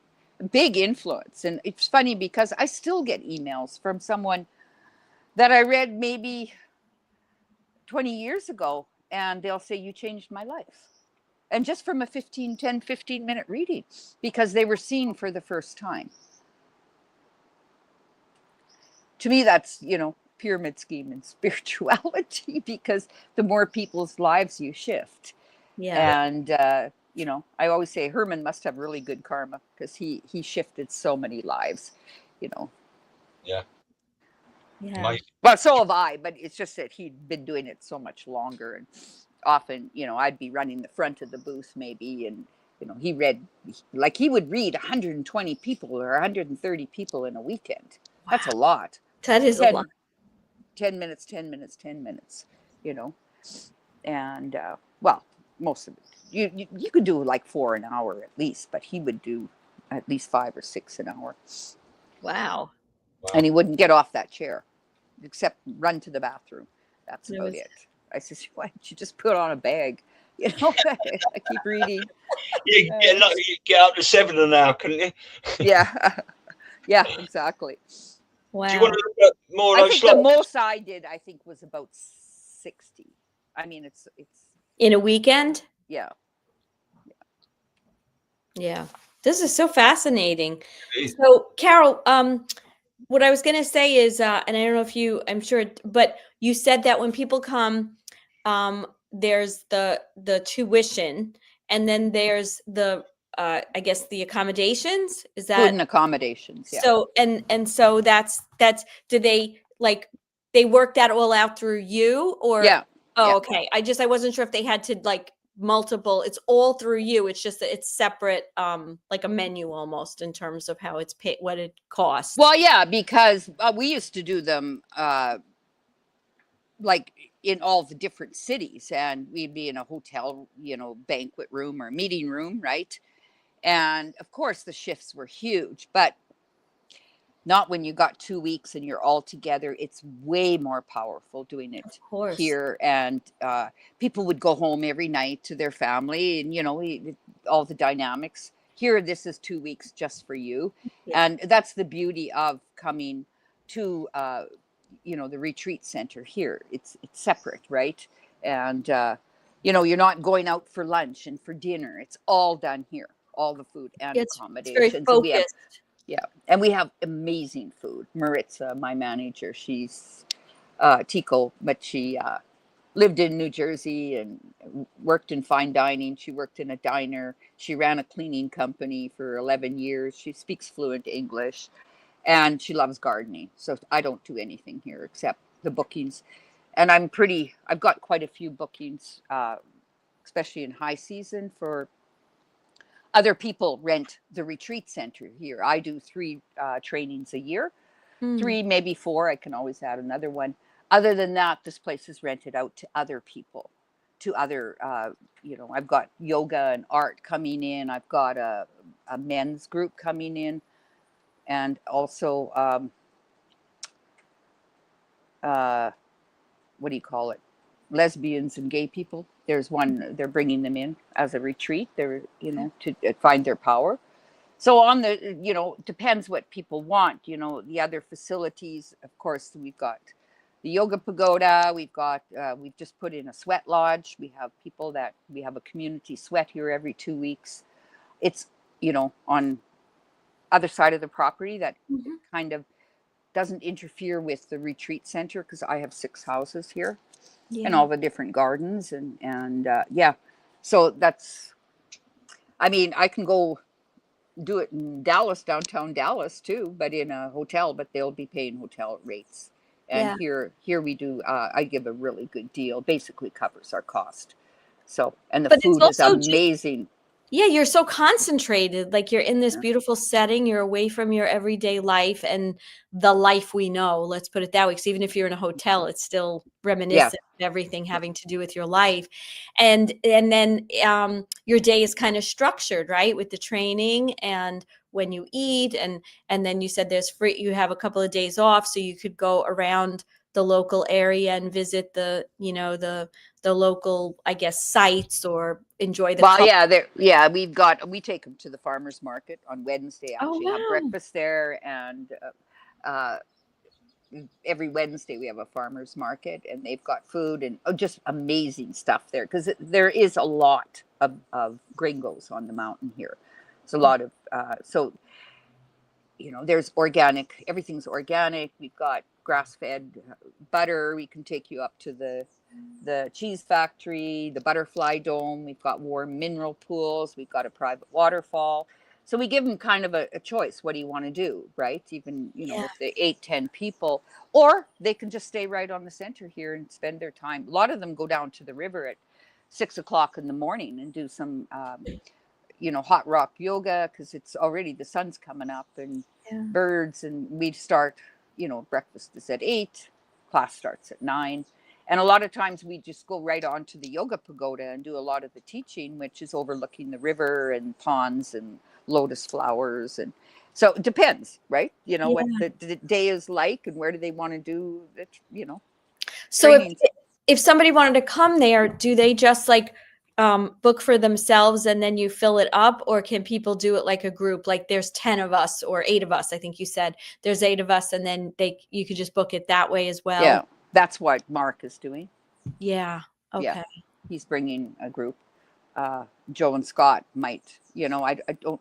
We're overlapping with your event, so I haven't talked to them yet, because I don't know if he's still in Hawaii, to see exactly if we can move it. I can, but I have another back this week, right? I think this coming week after Thanksgiving. I think he was there for a week and a half or something. Yeah. But I have another group that is already booked, and I can't squeeze it in there, so in between. So we'll see. I haven't contacted them because they booked 3 months ago. Oh wow. But I could bump them by a day. So it's kind of like we finish on Thursday night and your event starts on Saturday. Yeah. But So then that's the ideally, day you of want to be in Friday, right? Because you want to exactly, give yourself a exactly, breather. Yeah. exactly. But we'll see. We'll I don't figure know. it out. Yeah, Yeah. Yeah. You'll we'll keep figure us it out. posted. This was great. Stu, you got any other questions, or we have to do No. this? We have to pull our group together. Yeah, let's go through Yeah. a couple of we'll just just picture of them, and I can say a couple of words. But so go to the next one. Yeah.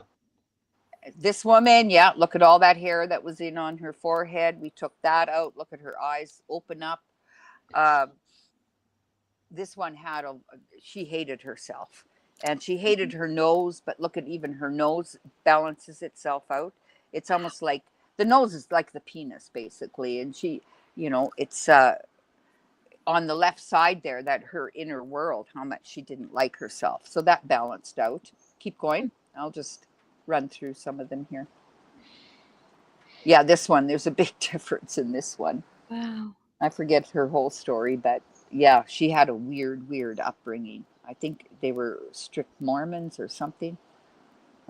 Yeah, this is an old PowerPoint, so keep going. I have a newer one. Yeah, this one was a lot of incest from the grandfather. And we released that, especially in the body work. We triggered the perineum to release that from the past. But look at how her mouth opens up. Where we see the changes is the eyes and the lips is a big one, and see how the light has come through and her creativity opening up. Otherwise, she was tight-lipped because she couldn't tell anyone about that. Yeah. There's a lot of that goes on. Next. An uncle touched them or whatever. This one was gang raped at 14 by 4 or 5 boys, and now she's a nurse. But she balanced herself out, and look how beautiful she becomes when she could let go of that. She'd never told anyone about that. So once you can even express yourself, right, of what's happened, and put the kind of what do you call it, the chips in a row or whatever. Yeah. She's got so many lines around her eyes that have just sort of disappeared, haven't they? Yeah. Right. This one told she couldn't sing. Now she's an opera singer, a cappella. First one, she looks like a Gerber baby, pablum. Yeah. And now she's, how much more? Because she's come into her power. So, Carole, I have to ask you, because I'm sitting here crying. When you listen to these people, how do you not get emotional? It's not my stuff. Why would I? I don't know, because I'm here to be. I'm here to be strong for them, not to.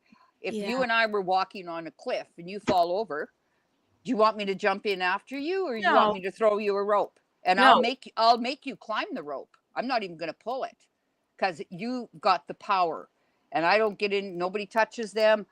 We go straight into that and transmute that and bring the power. I don't touch someone until they can speak about something without crying. Yeah. Because I'll just say, breathe, go into it, go into the pain, go. And I'll keep them there. I'll look them in the eyes, but I ain't touching them. People, a lot of especially heavy people, oh, poor you. No. Nobody touches anyone until they've moved through the process. I'm throwing them a rope. They're going to do the healing themselves. Otherwise, someone else did it for me. They took it on for me. Yeah. No. I'll stand there strong and take them through it. That's the difference. And so you don't take on. I'm not in their body. I can't feel them. People says, "Oh, I feel for you." No, you can't. Right. Because it's a feeling, and you got to be in your body to feel something. And you can't. You can have a reaction to it, but it's your reaction, not theirs. Right, of course. No, that's what I meant. I wasn't. Yeah. Yeah, you can't love someone. You can love your reaction to them, but love is a feeling. Yeah. Just like I can love a flower. Does a flower love me? No. It might. It is the crown and glory of what God's creation is. It's same as a baby. You can't love that baby. You can love your reaction to it, but does a baby love you? No. It's a feeling. They might like the feeling if I breathe, and like sometimes notice if children come up to you, or animals, right? Animals, they can read right through someone. Oh yeah. And same as children. And they'll run away from certain people because they can feel they have negative energy. Yeah. But I think like empaths sometimes like that we take on the feelings sometimes. It it Well, just because you feel not whole within yourself. So it's I like mean, I Swiss guess that's cheese. one thing, but also it's an energy thing. Yeah. We take that energy. That's why we need a lot of time to kind of be alone, to release all that, to get back to the core of your own yourself. Well, most people are walking around like Swiss cheese in their energy field. So obviously, because, oh, I can't go there, I'm too sensitive. Well, yeah, because you've perforated and Yeah. energy has to come That's a into the different, void. right. That's a different issue. But if you are whole within yourself, your energy field just expands. So I don't take on anyone else's energy. You can have all you want of mine because I'm tapped in. When you're completely tapped in through a center core. And I can walk anywhere in a grocery store and just smile at someone, and people, they react to that, right? Yeah, all the time. Everywhere you walk, you're leaving your imprint of consciousness there. And if you go into a store and everyone's sour and the you don't want to be there, right? And we change energy. That's why we go to sacred sites, is to change the energy too. That's we're bringing our light there. Right. Right. But if you do go into those places where everybody's sour, it's amazing how if you smile, it can it cracks through that, Mm-hmm. Yeah. It's why you don't want to go out when you're angry and have that spread all over the place, right? Yeah. And we got to deal with our own stuff first. And then you can go out and shine your own light, because your body is the lighthouse. Mm-hmm. I feel very much like that. I'm always strong for other people. No, for yourself. Well, yeah, but what I mean is because I am, I feel like I've fixed myself. Do you know what I mean? And I can give to others. It's like you've got to love yourself first before you can give to others. But I am very much like in other people's sadness, I'm always strong for them. And I don't really cry a lot at sad things, right? It's happy things that set me off. And I think that's more to do with myself, right, than looking at other people and being strong for them, Yeah. There's so much. I mean, we want to be whole within ourselves first. And And animals as well. Animals, dogs and cats, they flock to me, but I've only ever sort of met one of my friend's dogs. Just one animal. I couldn't ever get my head around it. Well, he's probably reacting, how he's been trained by the owner. So I was just going to say, owner. Or the past before that, previous the experience. Yeah.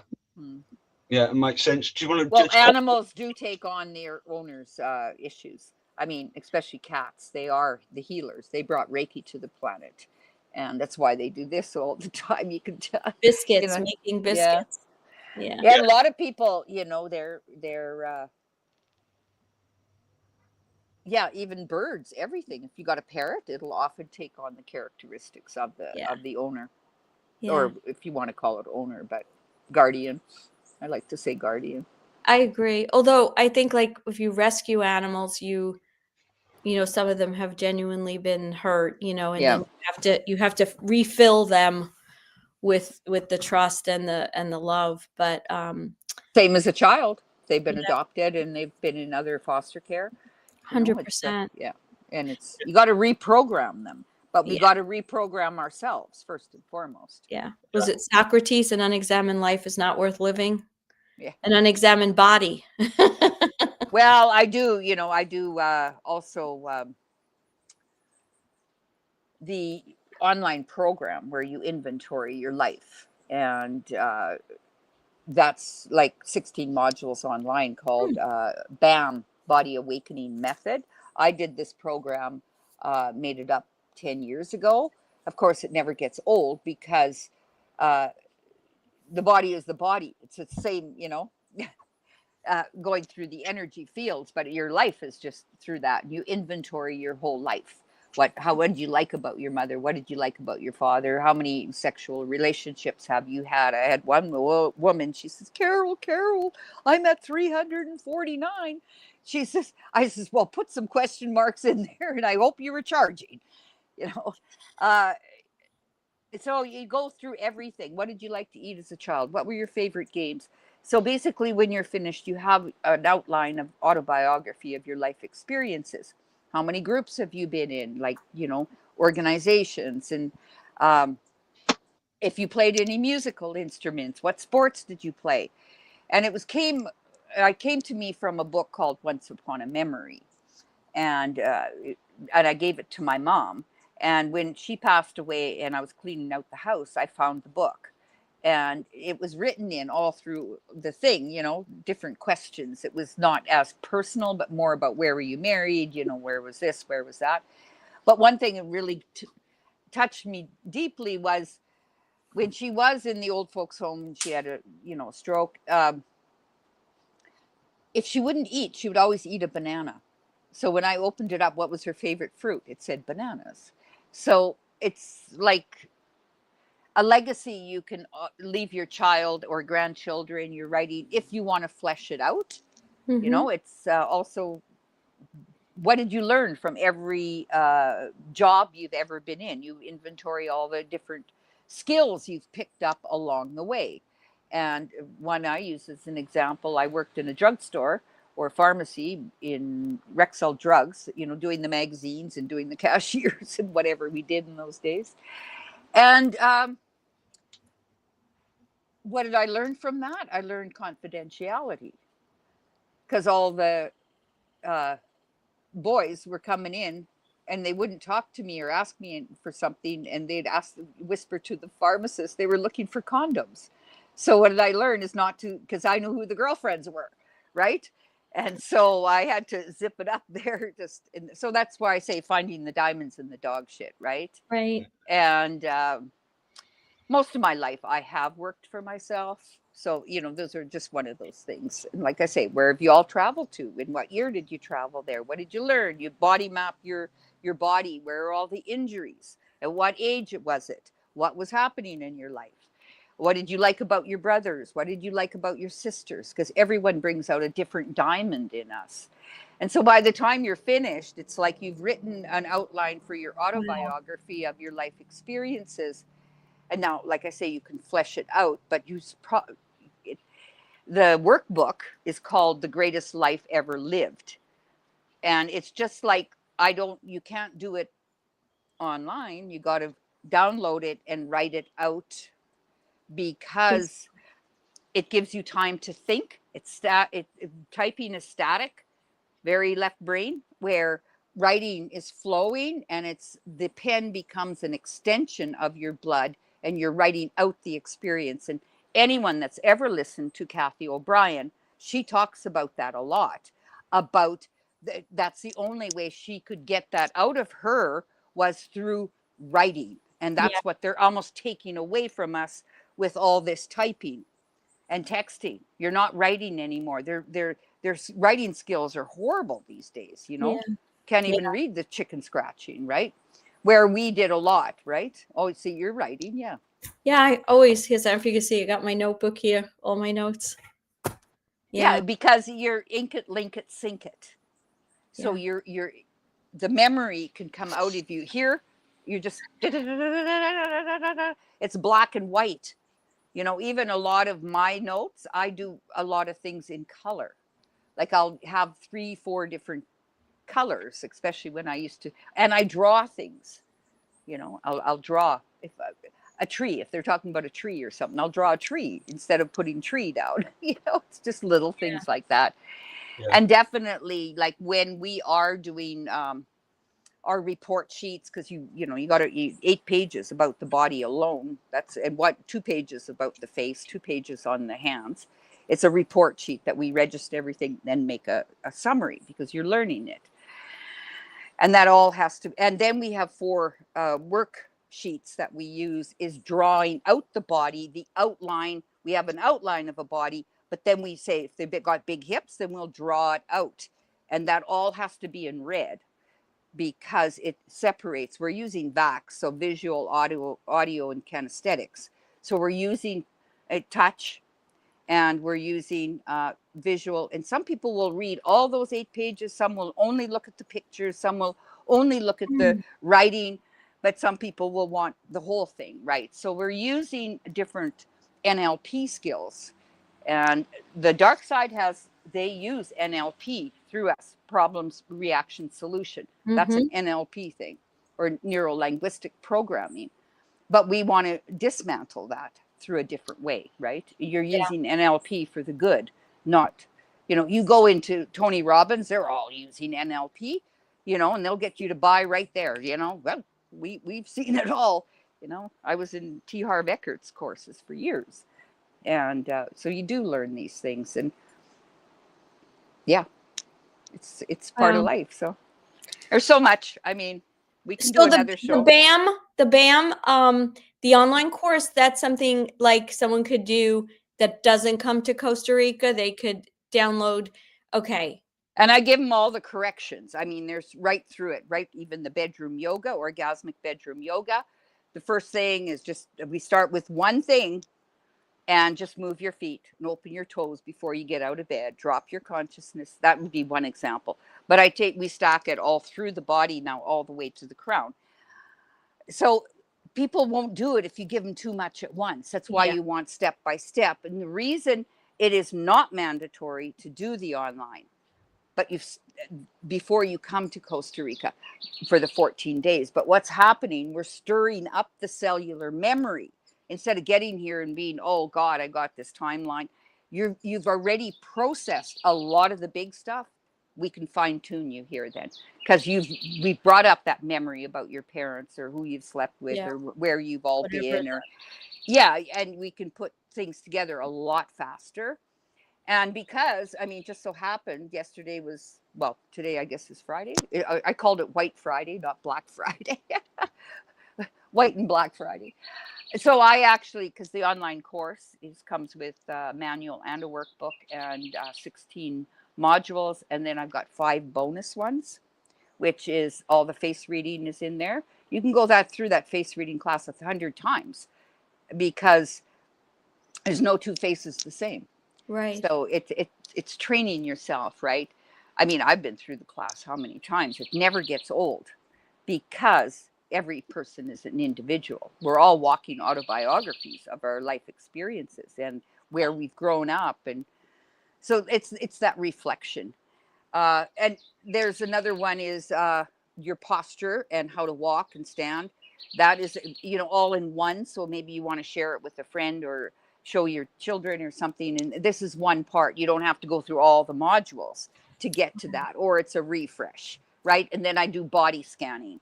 So when I take you into your big toe, what does it mean? Your second toe, your third toe, but you're scanning your body, especially. I had someone text me last night, and she said, I hadn't switched over my websites maybe 4 months ago, and she didn't get into the switch over.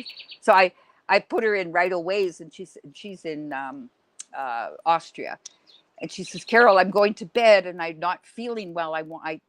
She'll do the body scan if you're not feeling well, because it's that connection and that healing energy. So step by step, I take you all the way up through the body in about 40 minutes with specific music at 432 hertz. And so that's another thing of doing. That's one of the bonuses. There's like 4 or 5 bonuses in there.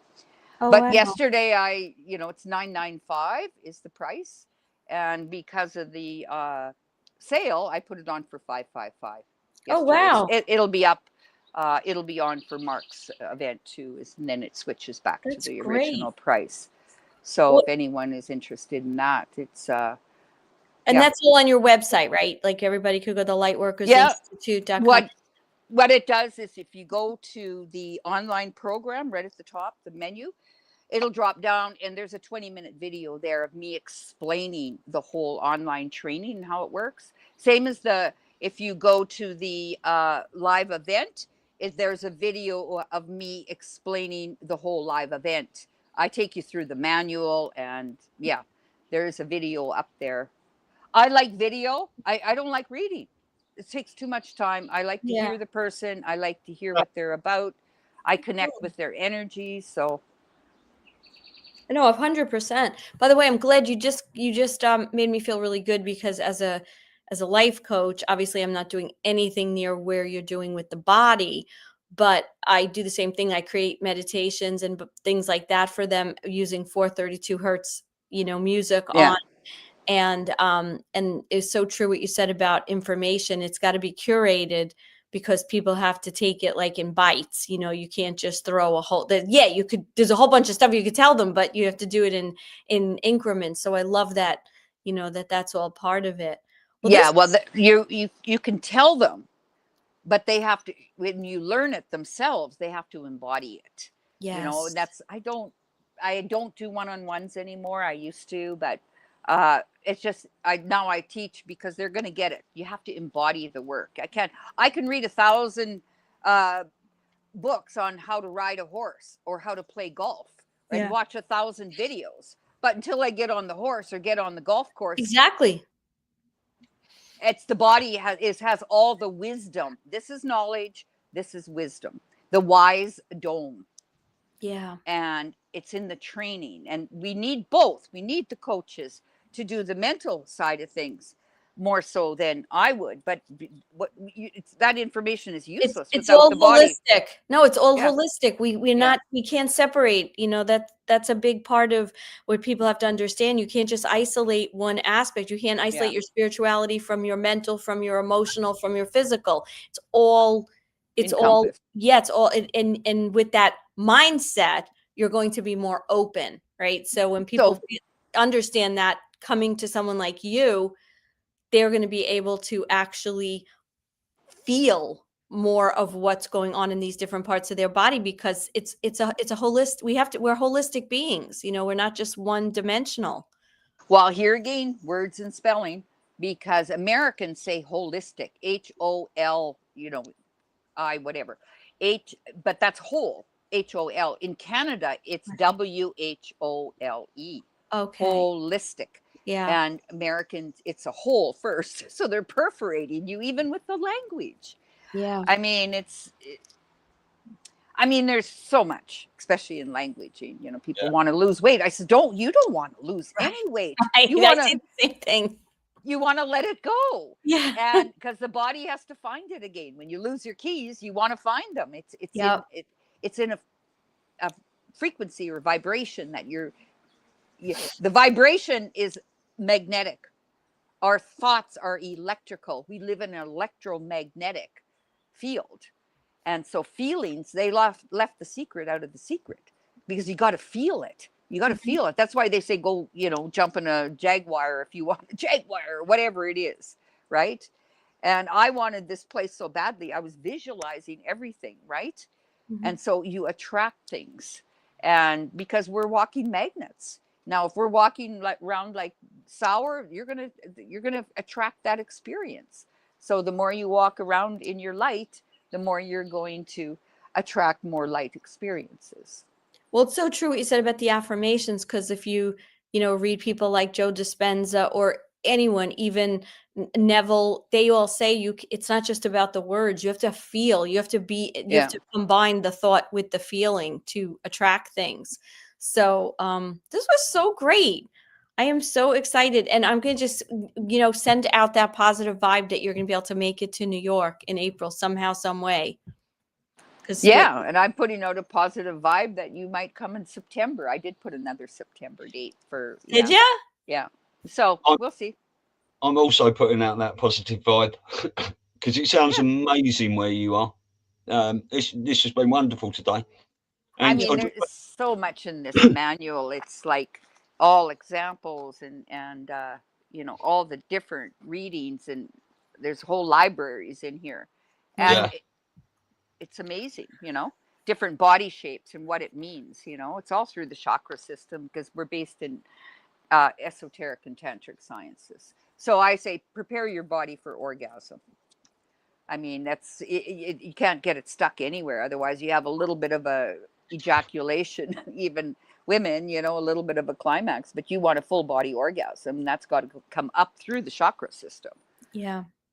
That's how, you know, tantric sex is all about. It should be tantric sensuality, is to be able, because we're in charge of that energy also. How are you using it? Are you spilling it, or are you pulling it up through the chakra system? Yeah. So that your whole body gets it, not just a little 5-minute release. Amazing. And exhausted, you know. Really Well, great. not women, but women have got, you know, they've got a lot more connection to the earth, to the life force. That's the Kundalini. You want to open it up, but you got to balance your Ida and Pingala, which is your right and, you know, your red and blue ray, to open up the Sushumna, and then the Kundalini can rise.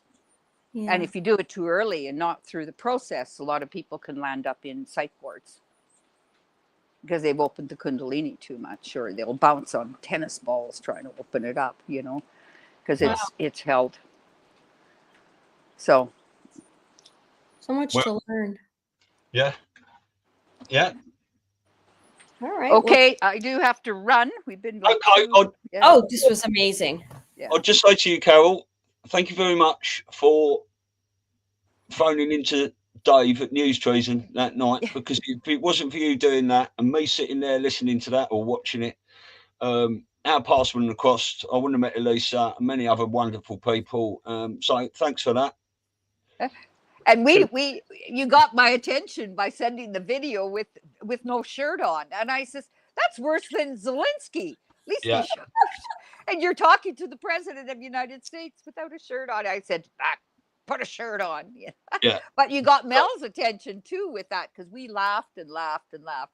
And actually, I should send it. I've got it saved in my Dropbox, and maybe Elisa, I'll send it to her and she'll pop it in one day. But your message was wonderful, but we need a shirt. I've got them all saved, because I know a few people read off scripts for that, didn't they? Or they were given stuff to say, but I said, well, that first video I sent in, I was on my second bottle of red wine, so I just thought, I'm going for it. Yeah.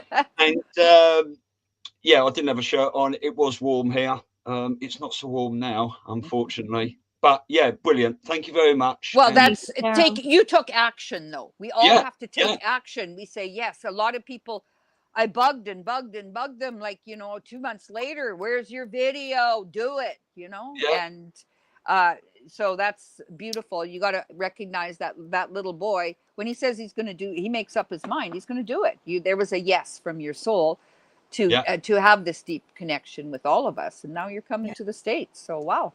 Yeah. Brilliant.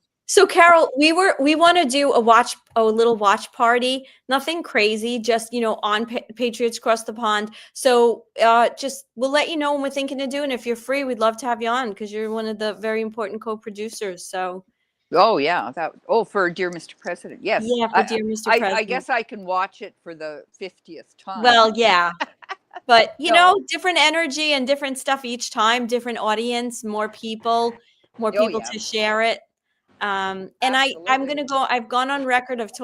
I don't think it's a coincidence by any stretch of the imagination that after we released our movie, that, what was it, a few weeks later, people got their YouTube channels reinstated. So to Mel, who sometimes thinks that this movie wasn't as successful as it could be, it's a work in progress in terms of what we're trying to say and where we're spreading it. But there's no question in my mind that Dear Mr. President saw this. Yeah. Well, hopefully. Yeah. Brilliant. Okay. All right. Lots of love. Lots of love. Hugs Thank are better. you. Hugs are better than handshakes. Give people a hug. These are the best T-shirts. All right, Carole, take care. Okay. And I've put Dear Mr. President as the outro today, so that's the second trailer. But if people want to go and watch that, it is at dearmrpresident.net. You can watch it for free. You can find it all over Rumble. And if you do want to hear Elisa, Carole, myself, and many others talking in Italian, French, Spanish, German, Russian, Cantonese, and Mandarin, there are also 7 different translations. So wonderful. Look, love to all. Okay. Mwah. See you later. Bye-bye. Bye. Dear Mr. President. Dear Mr. President. Dear Mr. President. Dear Mr. President. Dear Mr. President. Dear Mr. President, when did freedom of speech become a crime? In the land of the free, voices are vanishing, opinions are policed, truth is under fire.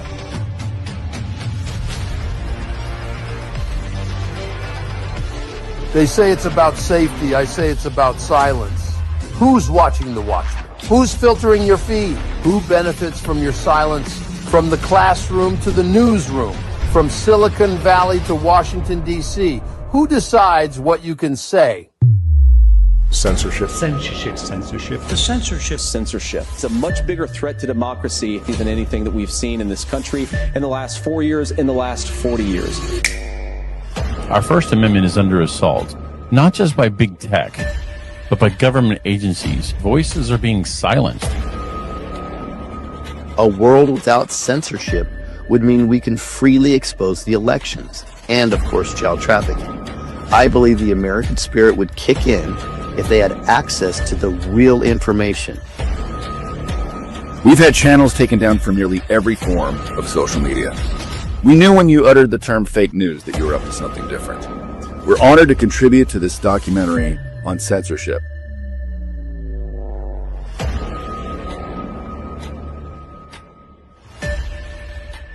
I have only one thing to ask. I just only want to see some accountability from somebody. Just pull that pin and throw that grenade already, buddy. That's all every American wants to see, is just some accountability for the crimes against us all. Thank you, sir, and long live the Republic.